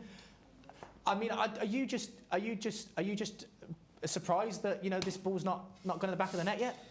Well, yes, you can say that. Oh, we've had another chance as well. The first chance was Luke Berry on the edge of the box, showing his Premier League quality, got it, hit the post, and then the second chance came through Tyrese Campbell. He got in behind, squared it for Matty Godden, but Jed Steering goal can make a save. And we've had another chance. Josh Edwards just getting into the box, jinking past a few defenders and hits it past the far post. Still 0-0, Cameron, but that first goal is coming. It's coming. I'm sure it's coming. I mean, we're having goals everywhere. There's actually been a penalty save though. However, in Reading, Matthew Cook, what's happened? I think he's onside.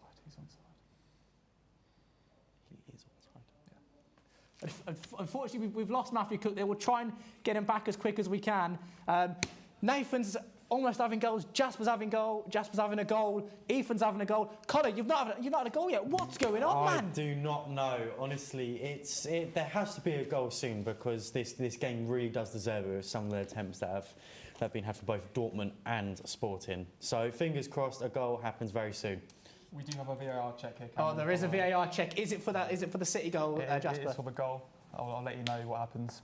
But at the moment, they're checking. They're checking for offside, are they? They are, yeah. Okay, I think we can go back to Matthew Cook at Reading now. Penalty saved. Matthew, what happened with the penalty saves? Can we get to him?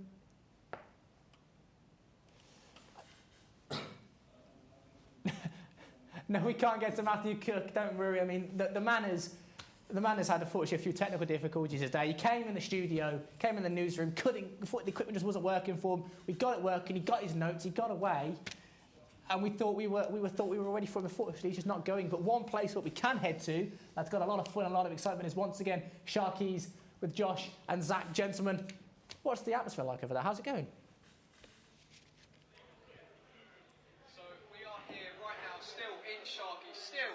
Having our pints, still playing pool. But we have an interesting development. Currently, Man City have scored at the moment. There is still a VAR check going on. Which means, if that goal does get allowed, that means my teammate Callum over here will have to have a shot. How do you feel about that, Cal? I wasn't expecting it. I'm hoping it's ruled out. And I'm hoping that this VAR check gets a bit shorter. It's going on for a while. These shots have been right here for a while, and it's been given. It's been given, which means Cal, have a shot, mate. Cal, you've got to have a shot. Pick up a shot. Ollie, me and Ollie. Now, we got told before we got live that Cal is not the biggest fan of a tequila rosé. Let's see how it goes down. Cheers. Good stuff. Good stuff. 1-0. And that's 1-0 to Man City. Back to you in the studio. Well, shots going in the back of the net and shots going, well, down the throat by the sounds of it. I mean, shots galore. There's been a third goal at Vicarage Road. Leeds have got a third. Solent with the goal. Jasper, the boys just mentioned there, it was offside. It was onside. No question with the goal there. No, it was a kind of a tight one, really. Vardiol, he chested it down for Haaland, and it was just a question of whether he was behind the ball or not, and he was. So, onside, 1-0. 1-0 City. It's a 10th game in a row without a clean sheet for Real Madrid. They've conceded now 13. It's a strange one. Connor, you're the only one without a goal. What's going on? I honestly don't know. It's of course Sporting have had the better chances out of the two sides, but at the moment it's stalemate still, and who knows when that first goal will come. Perfect. Thank you there, Connor. That was, by the way, Erling Haaland's. Erling Haaland is now 2 goals away from overtaking Zlatan in the Champions League all-time goal-scoring fronts in the Champions League. So.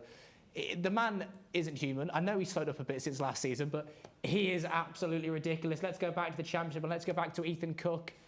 Any more developments over at Carrow Road, Ethan? It's been not much has happened. We'll be due in for quite a lot of stoppage time when we get to the half. Dwayne Holmes, who I mentioned before the oohs and goals, went down injured. He got back up, but went down and had to get stretchered off. It looks quite bad, really. We wish him well, and you never know. We'll be able to come to you for half-time for a bit of extra information as we have a bit of a debrief. We'll go back to Nathan at the Valley. Nathan, anything further in your game? Nothing else of note. Still 0-0 Cam. Both managers have called their players over for a drinks break and probably set a few tactical traps trying to find that first goal. I think it's Gustav Lindgren who's gone down. He looks like he's going to be okay, but still 0-0. Still 0-0. What do both teams need to change here, Nathan, to perhaps get through the deadlock? Put the ball in the net, Cameron, mate. No, Charlton have certainly had the better of it in the last 10 minutes. That the Jed Steer's been in inspired form, really. But Charlton just knocking on the door, hoping they can find the opening goal of the game. Perfect, thank you there, Nathan. We got the first red card of the night. Jamie Night the ball off for Crew. Another big goal out of the Etihad. Jasper Rowland, what's happened? Real Madrid, Vinicius Junior has hit the crossbar, Cameron. He's cuts in onto his right foot. It's kind of gone down the centre of the goal. Edison probably had it covered, but yeah, hit the crossbar, and it's actually gone up for a corner. So corner right now. Corner, right now. Go on, talk us through it then, Jasper. Yeah, that's been headed away. Rodrigo's got it back into the box. Blocked by Kanji, I think that is, and Man City come away with the ball. Still 1-0 here. A second goal at St Andrews. Bennett with the own goal out of Cambridge United.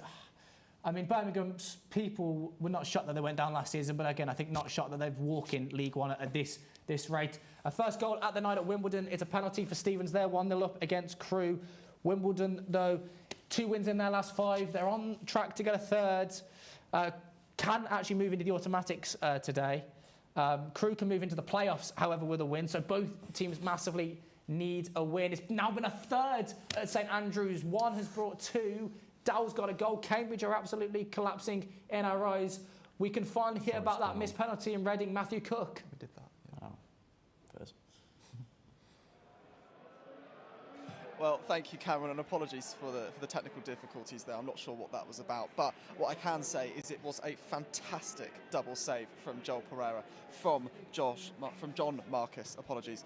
It was a fantastic penalty save, as I was saying. You know, the corner came in for Shrewsbury, and there was a high foot from Chem Campbell, and it all looked set for John Marcus to add to his goal tally, as he is already the top scorer for Shrewsbury Town, and it was a fantastic save, straight down the middle. The rebound came to him, it looked really, really promising for Shrewsbury Town, but again, the rebound went off of Joel Pereira's thigh, and it just trickled over the bar, and it looked really, really promising. But for Shrewsbury, the score remains level, and it is Reading 0, Shrewsbury 0 after 27 minutes, Cameron. We're going to go back to Conor Yates now in a game that's the fifth meeting between the sides. Sporting versus Dortmund. Conor, any developments since we last come to you? You'll be surprised to hear that there's been nothing else happening, unfortunately. It's just been scrappy, it's just been filled with fouls. It's really slowed down since the start of the game. Thank you, Conor. Jasper, anything from yourself?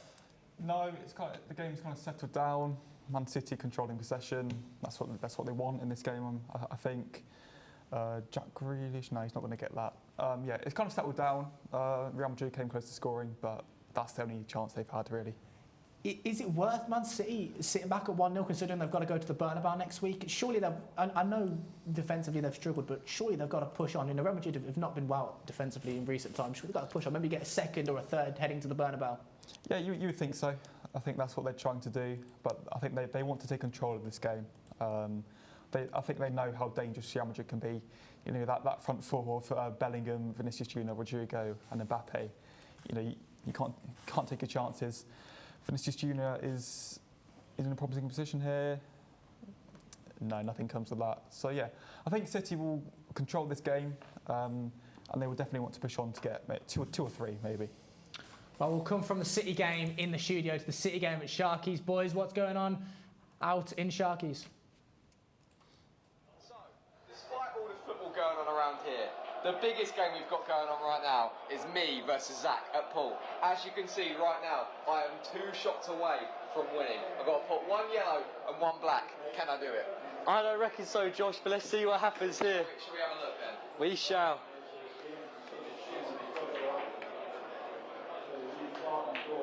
Oh, he's fluffed his lines. Easy shot. And I am on the black. Prepare for the worst pool you've ever seen. And I have just nearly did a trick shot, didn't work. We'll go back to you. We have something much more interesting than this. For now, we're going to carry on with the pool. Yeah, thank you very much, gentlemen. Almost got the trick shot there. I mean, fortunately, I don't think there's a Ronnie O'Sullivan in between them. But to be honest, boys, Nathan, me and you, Jasper, have been to Yates before. I mean, we can't say much about our pool game either, can we? So You can't. that's very true. It's very true. Altrincham 1-0 up against Oldham in the 42nd minute. The 42nd minute there. Jasper, going to quickly come to you. Any developments more in your game? Yeah, Jack Grealish has just came off with an injury. I'm not sure what it is, maybe a muscle injury. But yeah, Phil Foden has come on to replace him. Half an hour gone. Yeah, well, that's Phil Foden, who's second top goal scorer in the Champions League. I'll have you know, Nathan, my pool game is very good. It's just, I mean, you saw yourself. Some of the shots were great, some of the shots were dreadful. But there's been a goal at Reading. Matthew Cook, what's happened? Cameron, the game has finally had the deadlock broken, and it is Jaden Wareham who has opened the scoring just with a little bit of a jab, an instinctive jab inside the box to open the scoring for Reading. It's just an instinctive one for the forward, and it's his second goal of the season. He's been really struggling for the goals, and he's finally got himself involved in the score sheet, and it's a fantastic game here, Cameron. It's really, really end-to-end now, following the save earlier on from Joel Pereira, and this game is really coming to life now. Yes, thank you very much, Matthew. Tamworth have got one back against Hartlepool on the stroke of half-time. Ponticelli with the goal. Half-times are now coming in all across the EFL. Cove 0, Montrose 0, Southend and Halifax have gone to half-time, as well as Crawley. Stevenage has been a chance though at Carrow Road. Ethan Cook, what's happened? It was nearly 2-0 Preston. It was a deep cross and it missed all the Norwich players going to header it. Ryan Ledson, he chested it down but just couldn't hit the target. Well, if they'd gone 2-0 up there, that definitely would have made the away trips to Norwich worth it, wouldn't have it? I mean, yeah, if you're Preston, they're sitting in mid-table, but there's a long way to go in the season. A late push for the playoff spot could definitely be on if they got a big win here against a team above them. I just meant the fat trek into Norwich is an absolute nightmare from anywhere. It's a lovely city, though. I didn't say that. I didn't say nothing to pose that. As in half-time's now rolling across the EFL and Championship. Nathan Williams at the Valley game, Charlton. Approaching half-time there. Are you close to getting a goal in this first half, Nathan? No major chances since we've hit the post and had a few great saves from Jed Steer. Still 0-0 as we've entered the first minute of added time. I mean, there'll be no better time to score than just on the stroke of half-time for either side. So a lot of work for both sides to do in the second half if they want the 3 points. Yeah, as you mentioned, Charlton won 4 of their last 5. They're gunning for that goal. Peterborough holding strong. Half-time at Crawley. Shay, give us the update. I'm here at the Broadfield Stadium. It is Crawley 0, Stevenage 0. Both teams have had few chances, not many clear-cut chances to report on, other than the one for Rushan. Hepburn Murphy on the 31st minute for Crawley Town. His chip shot went just wide of Murphy Maloney's goal in the Stevenage net. But other than that, few chances for both sides, so we hope for more action in the second half. Crawley Town 0, Stevenage 0. Just yet in the EFL and in the Football League. Wimbledon have got a second against Crewe, moving themselves now into the automatics. Hartlepool 1-0 down, sorry, Tamworth 1-0 against Hartlepool. They've got it back to 2-1. Connor, well, you've been a bit quiet recently, so I want to come back to you. Is there anything, or is it better if I just don't come back to you and we just wait? How are your pool skills, Connor? Yeah, my pool skills aren't too bad, actually. It's pretty more interesting than this game at the moment, so yeah. Nothing yet. That's sort of say. I mean, I can't lie. Ethan, then how are your pool skills? On my pool skills, I'm solid. I would happily try and take on any of you. And lose. Maybe not with any shots on the line. I wouldn't be willing to do that. I would happily do it with shots on the line. Hard to do shots. Yeah. You need some shots in your game first, Connor. Yeah, he does. They also do. They're doing shots at Sharkies, aren't they? Half-time's probably going to want to get across the Football League. Jasper, City won the look. Foden's come on. Has he looked like getting a second? Has he looked like adding a second to Man City's tally? Not really, Cameron. The game it's settled down. But both teams. Okay, Jasper, I'm going to have to interrupt you. There's been a goal in Turin. We're going to go to Ed and Patrick. Is it for Juve? Are they celebrating? Is it for PSV?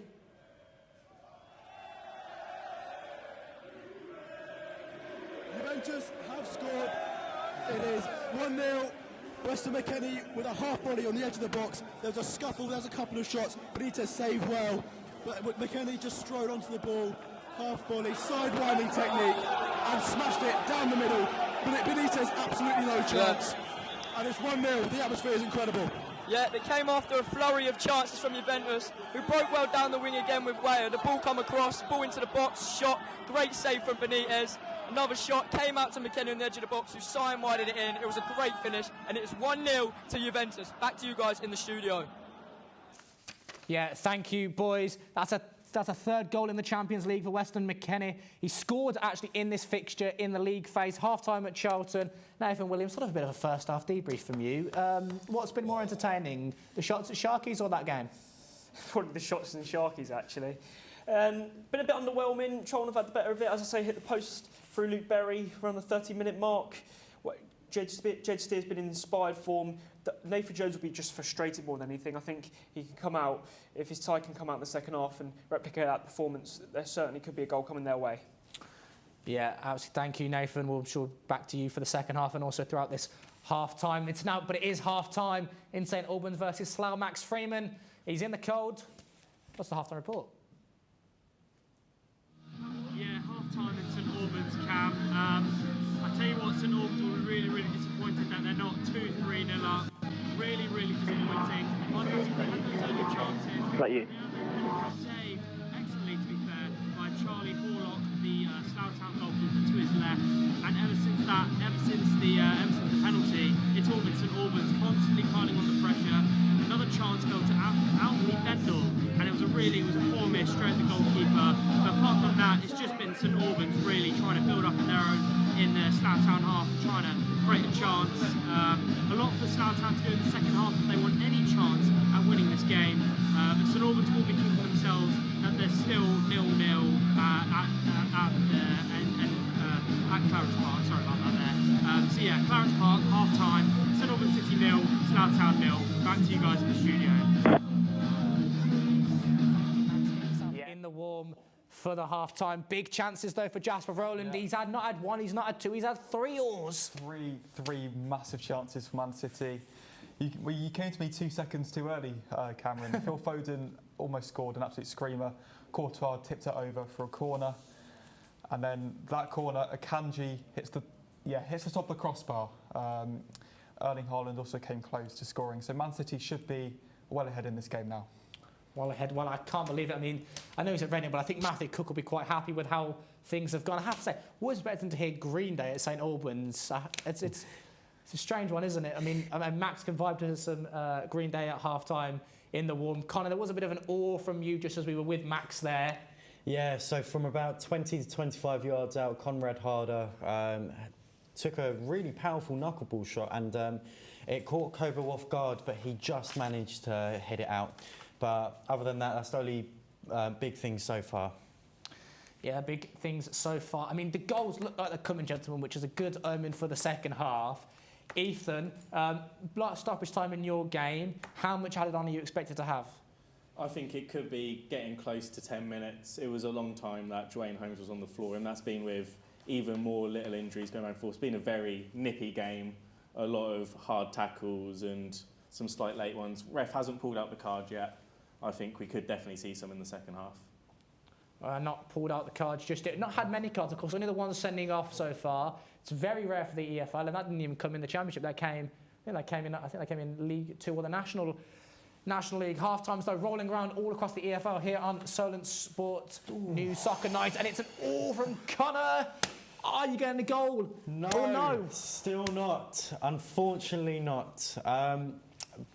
A really open opportunity for Sporting. The ball comes in. They get it at the edge of the box, but it's a weak shot towards Coble. Any more power, and I'm sure that would have gone in. Bradford 1-0 up at Accrington at half-time. I don't know, boys.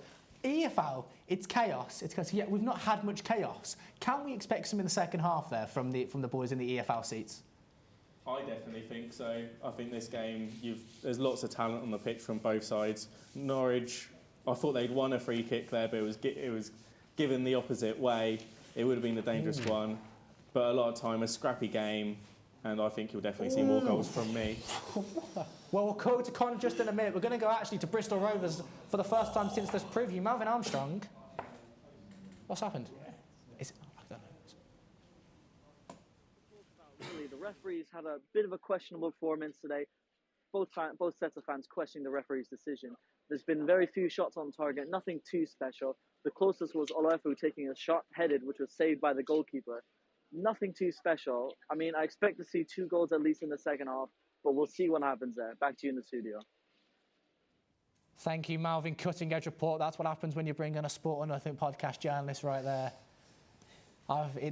Absolutely stunning from Malvin. Bradford 1, Accrington as they go into half-time.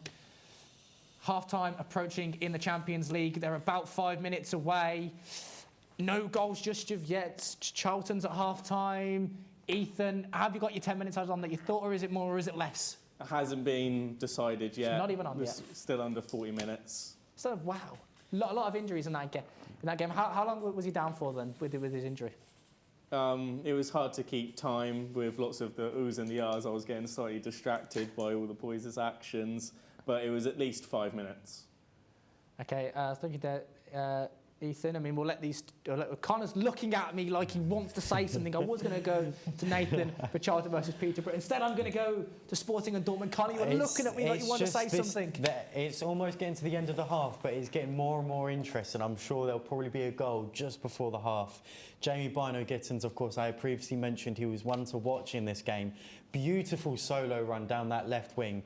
Cuts inside and then tries swinging it down to the bottom right corner, and he's just missed it. But a really good attempt by the youngster. Almost there. I mean, it's sometimes like, boys, 45 and 90 minutes isn't enough to separate a football game. It goes too quick. Nathan, though, half-time in Charlton versus Peter at the Valley. Half-time report from you. Should have, I mean, we knew you should have had more goals, but who's been the better team? I'd say Charlton. Luke Berry hit the post. They've maintained control of the game. You know, they've had 63% of the ball. Peterborough yet to really have a meaningful chance on the Charlton goal. And my mum's just texted me that she's praying for a goal in my game. So, you know, we're all praying for a goal in your game. I want you to bring that enthusiasm that we know so well for a goal. I want it for you, Nathan. I really do. Anyhow, we're still, of course, goalless in that game. Goalless in a few games across the EFL. No longer goalless at Man City versus Real Madrid. Of course, still 1-0 there. Jasper Rowland, Phil Foden mentioned him. Come on, he's not looked good. Akanji's hit the bar. Are Real Madrid finding an answer or not? Yeah, they are, Cameron. They've come back into this game. It was a wasted opportunity, really. I think it was Rodrigo. He ran away. Vinicius Junior to his left, and it was an overhit pass. They managed to get a corner from it, and they're still working the ball outside the box from that corner. I believe it's Rodrigo on the ball now to Valverde. He's going to hit it. No. Oh, and it's gone just over. I think, is that a goal kick? I think it's a goal kick. Claim the corner, isn't he? Yeah, claim the corner. Let's have a look at it. Claim the corner, want the corner.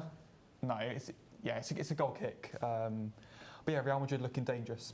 Looking dangerous, of course. We know that front three so ever very present, ever very dangerous. City, though, want to get to half-time. We know City's record, though, in second halves have been poor, but City scoring first is a bit of a rarity, isn't it? It hasn't happened as much as we're known to, Nathan. Why is that? Well, they've had key injuries this year to a few players, but this is certainly more a vintage City performance, you know, that we've known in the past from them. On a typical Tuesday European night, they're showing their class against a real European powerhouse and a team that's won the Champions League the most times. So it's been a great game so far from what I've seen. Not much of it, but from what I've seen. But yeah, City doing really well. He's our very own Clinton Morrison, isn't he, watching multiple games at once, Nathan Williams. There was an oar, though, from Ethan Cook. An oar's not a goal. What happened, Ethan? An oar is not a goal. Norwich City, it was a cross from deep from Slimani. Mahovo, the youngster, was coming onto it, but Kelsa Hayden got in the way. There's been a bit of a bundle. There was appeals for handball. It touched his arm, but it's one of them you can't do anything about it when you're going over. And he went crashing into the boardings on the side, the advertising boards. Norwich have a corner here. It's put in by Sainz, and it's headed wide by Shane Duffy, who slaps the floor in anger. Can't put nothing past Shane Duffy, can you? There was a Gary Neville-esque oar from Connor. I don't know where we ranked it on the Gary Neville oars. I'd give it a solid... I mean, it's pretty high. I'd give it a solid 2. It needed to be maybe a bit higher and a bit longer, Connor. But It was an all. What happened? So very scrappy play from both sides, but Dortmund were on the counter-attack. The ball has come to Guirassy and he has fallen down onto the floor. It seemed like it may have been a penalty, but the referee has brushed it away and told him no penalty. No penalty indeed. Of course, VAR in play in the Champions League tonight, so half of you will be able to check in with Stockley Park, the other half not. Quickly, VAR in the Champions League. We've only really had the one sort of issue tonight, Jasper, and that pretty cleared it up quite comfortably. Why is VAR so successful in the Champions League and not in the Premier League? It's because they use the proper offside system, Cameron. They don't do these stupid lines like they do in the Premier League. Yeah, they're so much more efficient. And yeah, with the one today, it was close. Haaland's hand was offside, but obviously you can't swap your hand.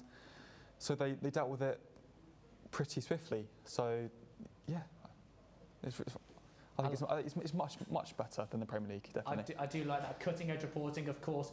Now the EFL games are just starting to get back underway for the second half, but it's in Scotland where the first goal of the second half's come. Cove 0, Montrose 1. I just want to quickly go back before we get into the second half games here about, I mentioned Nathan Bieler and Clinton Morrison yesterday. Here, we had the privilege of Simon Thomas, the host of Soccer Saturday. I know he's not watching it tonight. I know Jules is doing it. But Simon, if you're watching, thank you for yesterday. It was great to actually get your insight. As you can see, I've taken your inspiration with all your notes.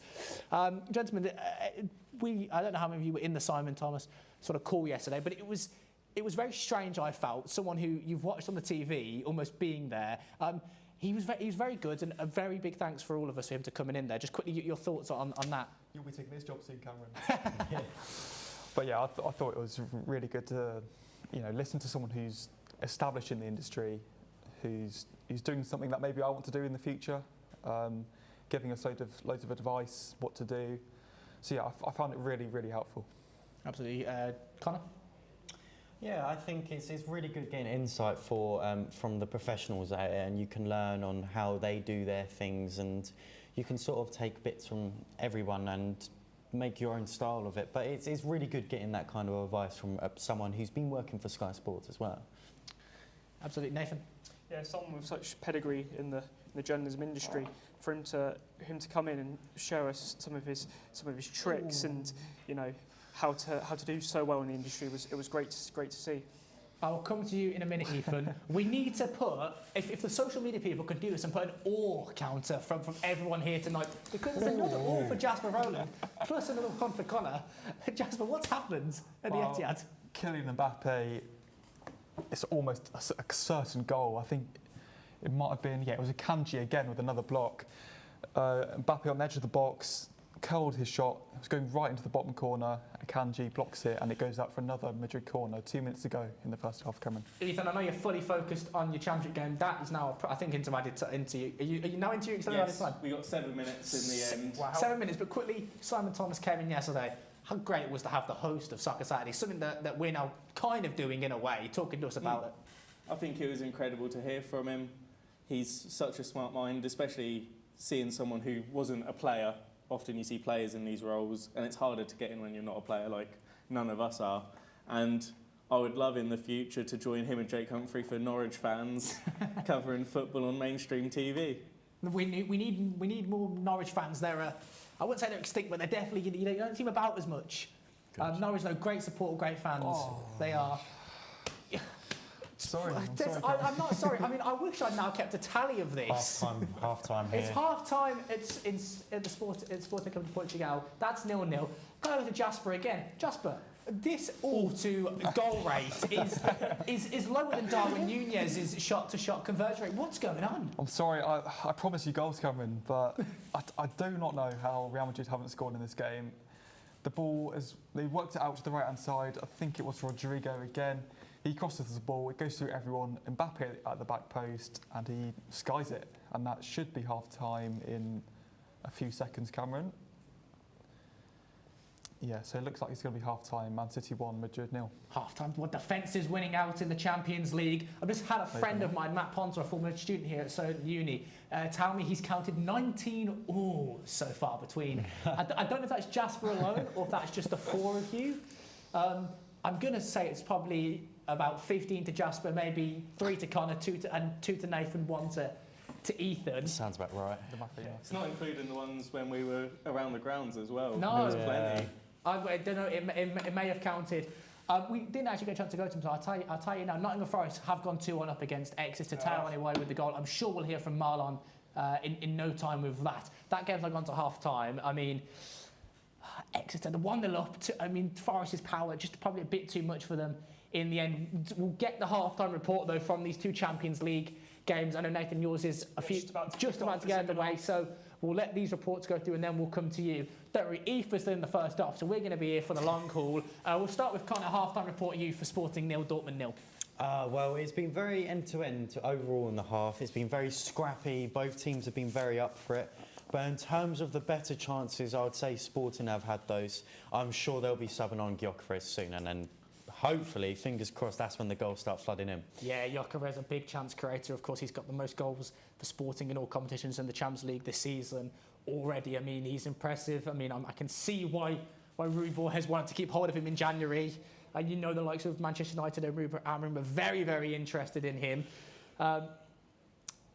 Half-time, though, at Reading. I'm going to go to them first, Jasper, before I go to you. Matthew, half-time. What's the report there? Yes, it is half-time at Reading. It is 1-0 to Reading against Shrewsbury Town. It has been a really end-to-end game for Reading so far. Jaden Wareham, the 21-year-old, has poked home, and it is the only goal of the game so far, although there has been a lot of drama so far. So there's been a penalty save from Joel Pereira, and it was a fantastic double save in the end because John Marcus had the rebound. It all looked set to bring Shrewsbury Town ahead, but Joel Pereira, who apparently, reportedly, has had some injections and some painkillers ahead of today's game so he could play, was able to pull off the double save fantastically, and that has been the difference so far between the 2 sides. Shrewsbury have really fought for an equaliser so far towards the end of the second half, but to no avail so far. But that's been the difference so far, really. And Shrewsbury have had a typical sort of bad day at the office so far. But at half time, it is 1-0 to Reading. Reading 1-0 against Shrewsbury Town. Thank you, Matt. Really professional report there from Matthew. He's really good. I know he'll be happy that City are ahead. Altrincham got a second. Altrincham a second against Oldham. Linney with the goal. Dagenham and Redbridge have got one back against Woking. Jasper, half-time report for you. City versus Real Madrid. We've had ours. There's been chances, but sort of tactically, how's the game gone?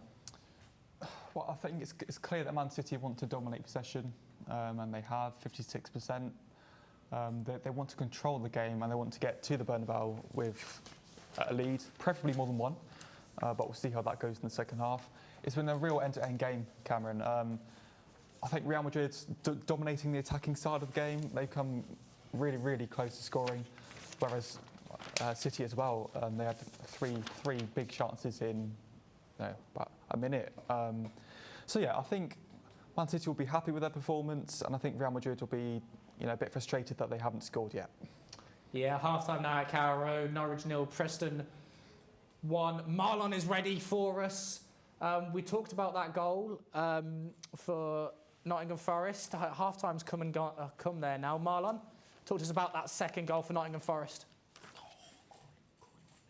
Yeah, it's half the Premier League side, Nottingham Forest. It was Taiwo Awoniyi just on the edge of the box. It was a great finish, to be fair, into the bottom left corner of the goal. Nothing Joe Whitworth can do about that one, I'm afraid.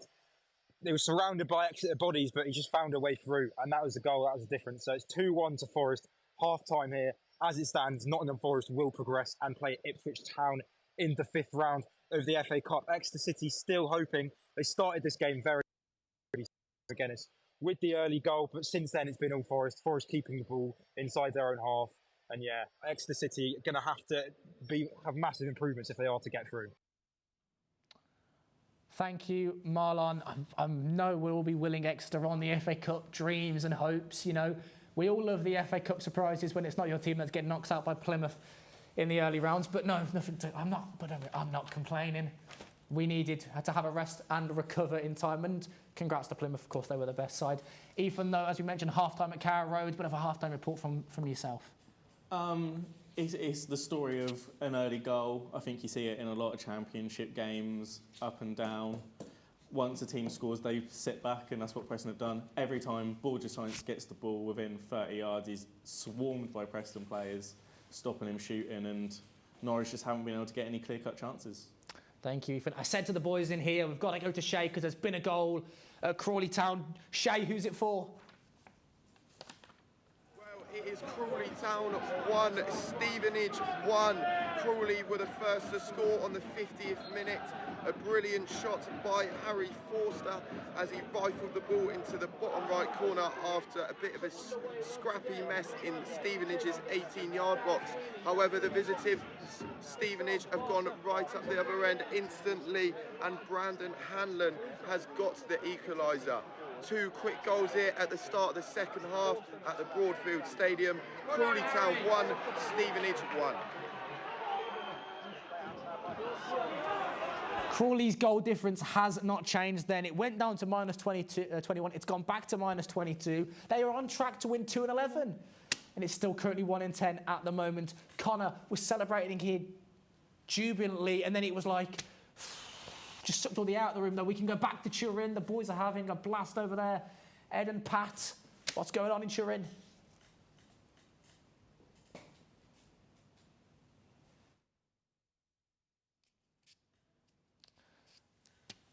A few technical difficulties over in Turin. We'll get back to them as quick as we can. I mean, if I'm them, I can't blame them. I want to enjoy my time in Turin, I have to say. Southend, though, 1. Halifax, 0. Walsall have got a goal against Gillingham. And as Shaylis mentioned there, Hanlon has gone right up the other end and scored for Stevenage. Connor, I know you've watched in the half-time game, but you said to us there, Crawley always seem to concede a goal. They've not won in 2, but they did win in their previous 4 before that. Stevenage are also without a clean sheet in their last 4. This is now the 7th game in a row that Crawley haven't kept a clean sheet. What's it about? It's very difficult. I mean, last week Crawley went 1-0 up against Bolton, and then within 2 minutes they conceded. They then went 3-1 up, and then at the end they lost 4-3. It's because it's been very difficult for Crawley. Of course, they've sold a lot of their main players. That was the sole reason of getting promoted from League 2. But it seems that there's been a bit more effort and fight from the players for the past couple of weeks. So it'll be interesting to see if Crawley can pull out a miracle and survive. Well, Andy Cannon has put Wrexham 1-0 up in the EFL trophy over Bolton, of course. That game, sort of Wrexham and Bolton playing means teams in and around them can sort of leapfrog them. Nathan, full of smiles as always. Second half underway for you at the Valley. How's the second half started? It's been all Charlton so far. Just the problem is the final end product. Keep getting down the wing. Crosses keep going straight at the keeper. Only thing of note really I can think of is Peterborough have made 1 substitute. Malik Motherseal's come on for the injured Gustav Lindgren. He can shake off his knock at the end of the first half. So that's the only change so far in the game. Still 0-0. Have Peterborough looked like have Peterborough looked like scoring? No, Cam, they haven't looked like scoring yet. It's been a much improved performance, though. They've been set up to, I think, play a lot more rigid and pragmatic to try and keep the Charlton offence out. And they're not really shipping the goals that we've known from them this season. Though we've got a chance here, picked up high up the pitch. Tyrese Campbell shoots! Oh, and it's gone just wide. It'll be a corner for Charlton. Unbelievable. Well, we'll come back to you to Charlton. We'll come back to you for that. Actually, Cameron, there's been a penalty. Tyrese Campbell's shot.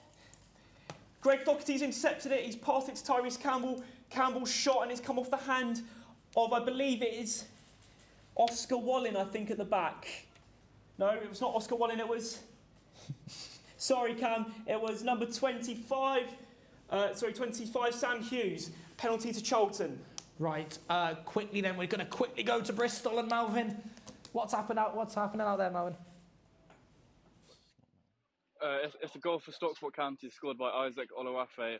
It was a shot initially saved by Jed Ward and then tucked in. The rebound was Oluwafe. It's been coming. It's Bristol Rovers 0, Stockport County 1. Back to you in the studio.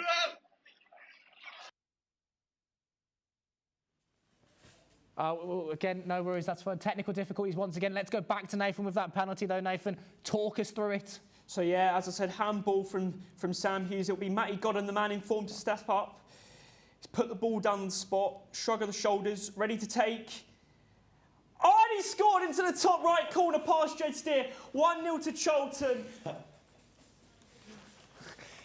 Nathan's finally got his goal. Charlton 1, Peterborough 0. Peterborough, of course, the league's defence in Sky Bet. That's now 52 goals conceded for them. And Charlton looking for a first win against Peterborough inside 10 years. In Southend as well. Southend gone 2-0 up against Halifax. Woking got 1 back against Dagenham. Redbridge. Nathan, the excitement. It's the most excited I've seen you all night. Well, it's the only thing that's happened in this game to get excited from Cam, to be honest. Great penalty by Godin, you know. Fires Charlton into 5th place. Results going their way tonight. Playoff surge is on. Famous last words. Famous last words, or indeed. Max is eating food. St Albans versus Slough. Max, what are you eating? I'll tell you what, Cam, I've just found these from, it's called Chicken George Jr. I got the fries dipped in honey barbecue. Absolutely gorgeous. Just having a go there. Absolutely amazing. But back to the football now. We've just had an injury from Henry Oching. He's back up on his feet. Slough Town have actually started the second half really, really well. Definitely got a talking to from their manager in the changing room at half-time. But yeah, it's been a good start from Slough. Definitely had more of the ball. Can they bake it into a goal? That's the big question. Back to you, Cam. Well, I mean, they looked quite good, Max. I don't know if you can bring any back for us. They might be a bit cold by the time you get them, but enjoy them. As we've enjoyed our pizzas, a selection of pizzas here. I mean, Andy, he brought quite a lot, did he? Ethan, that added time, as we say, now done and dusted. We gave you the half-time report. What's going to be said in that Norwich dressing room at half-time? It's tough to say. Johannes, he's a very diplomatic sort of fella. You know, there's reports of him playing table tennis with his players just hours before the matches. Not that I think he's playing pool with them like the boys in Sharkies have been tonight. I think he's just telling them just stick in, just keep. We've had a lot of possession. Keep hold of the ball and the chance will come.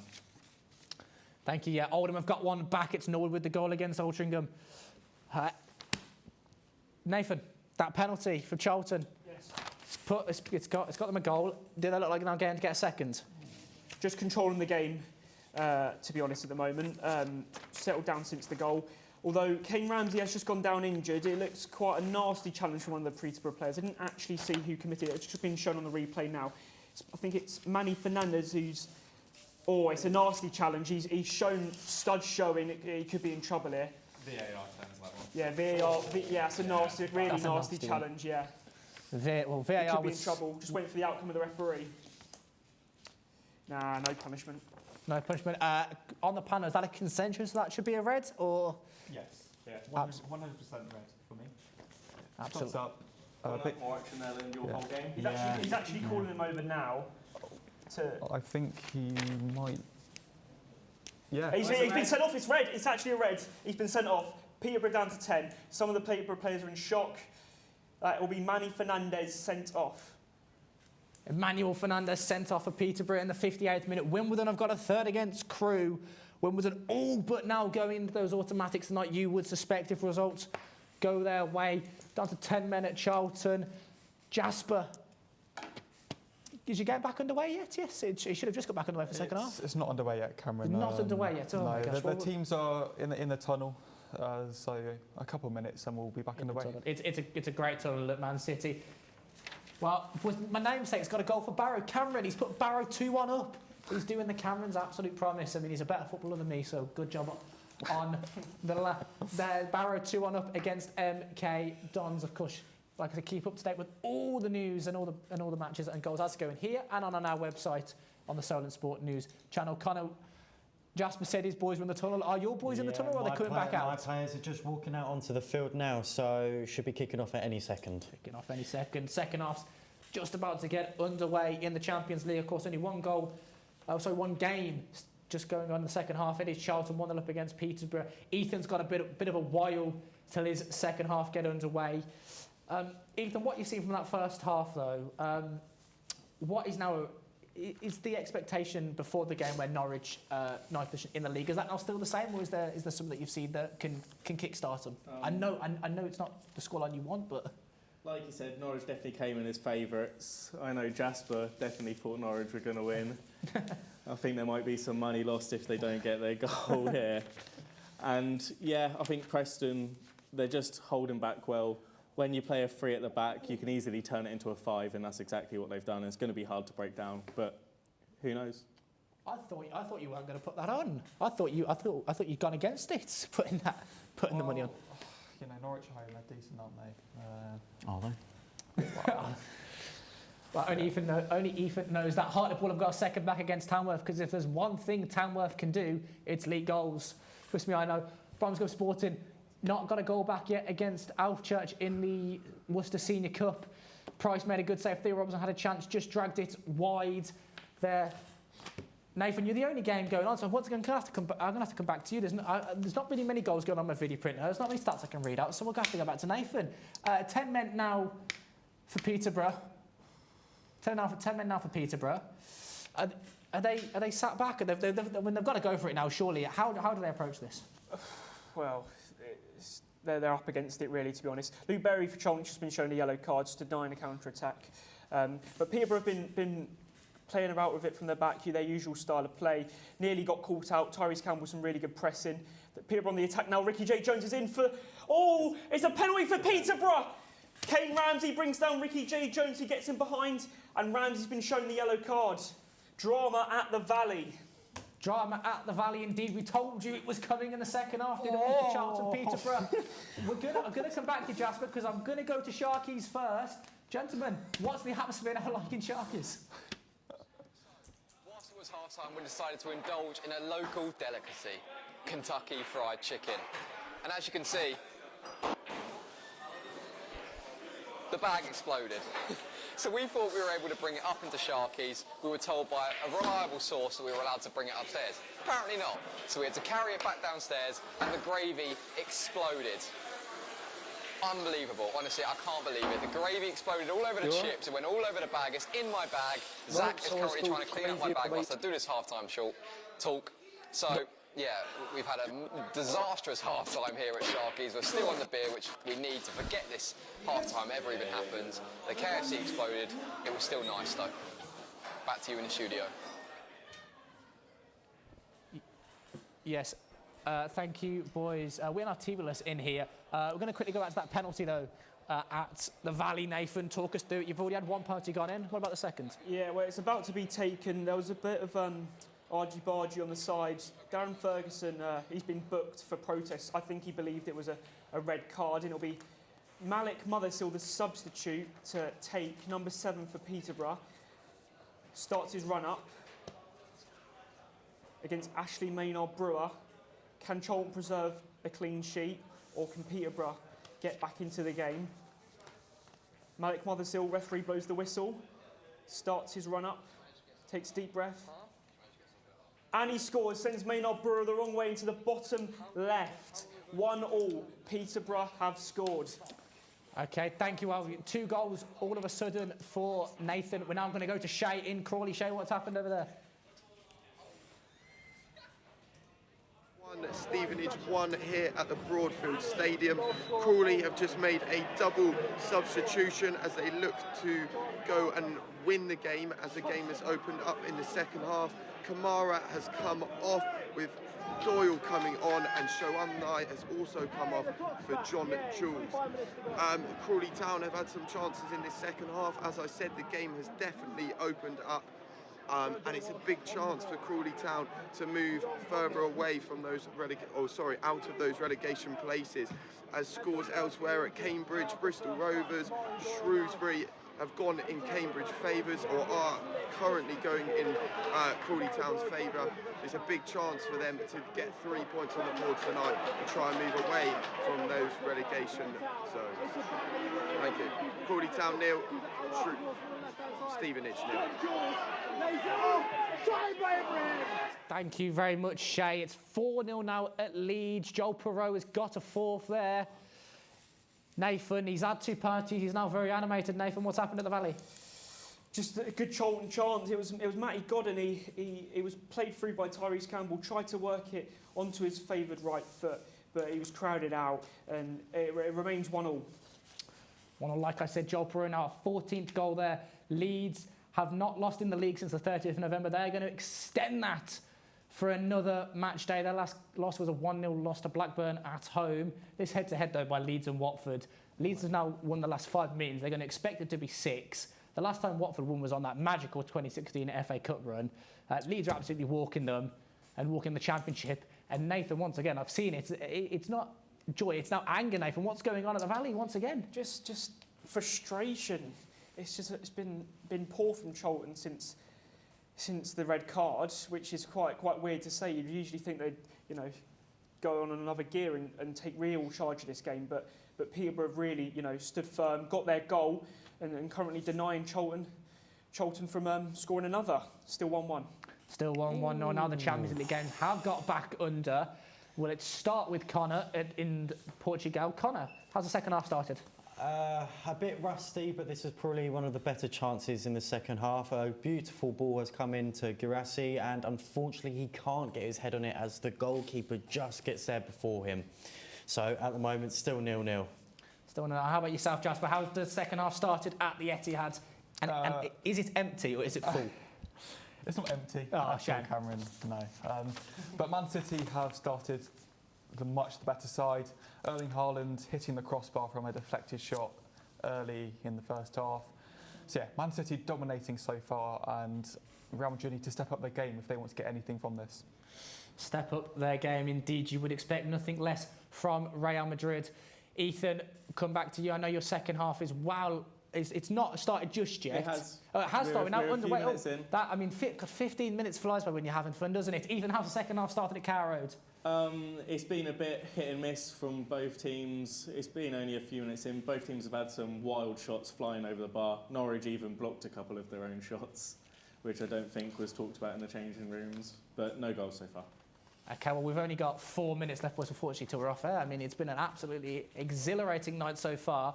I don't know if we'll ever get to Marlon, but there has been a second goal at Exeter Forest. It is 2-2 now over there. I'm sure if he can, Marlon will update us where and when he can there. 2-2 there. It's been, like I say, it's been an enthralling night, 15 minutes till the end. I don't want it to end, boys. I've quite enjoyed. I've quite enjoyed myself. Be a goal so I can celebrate. Yeah, we need a goal. We need Connor to have a goal. Are we close to getting one, Connor? Well, Dortmund keep on crossing it into the box, and Gurassi's just getting closer and closer to the ball, but the goalkeeper's always getting there first, so nothing new as of yet. Well, there's no goals in your game, but there's definitely goals at Walsall. Gillingham have got one back. Mackenzie with the goal there. 20 minutes left to go in the game. Goals are flying in, as always, like it is across the EFL. Let's go back to Jasper Rowland and the Etihad. You just mentioned, we've just gone to him not a few minutes ago, but Jasper, anything changed in those last few minutes? Not really, Cameron. Nothing's happening over here. Real Madrid getting more of the ball now. They're currently in their own half, not really doing much. They're on the attack now, though. I think this is Valverde on the right-hand side.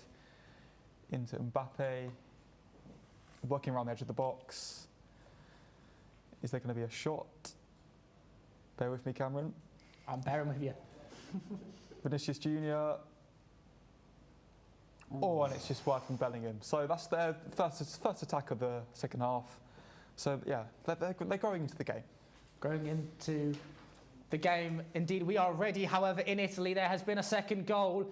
Are the home fans rejoicing? Are Ed and Pat celebrating to have PSV got one back? What's happening in Turin?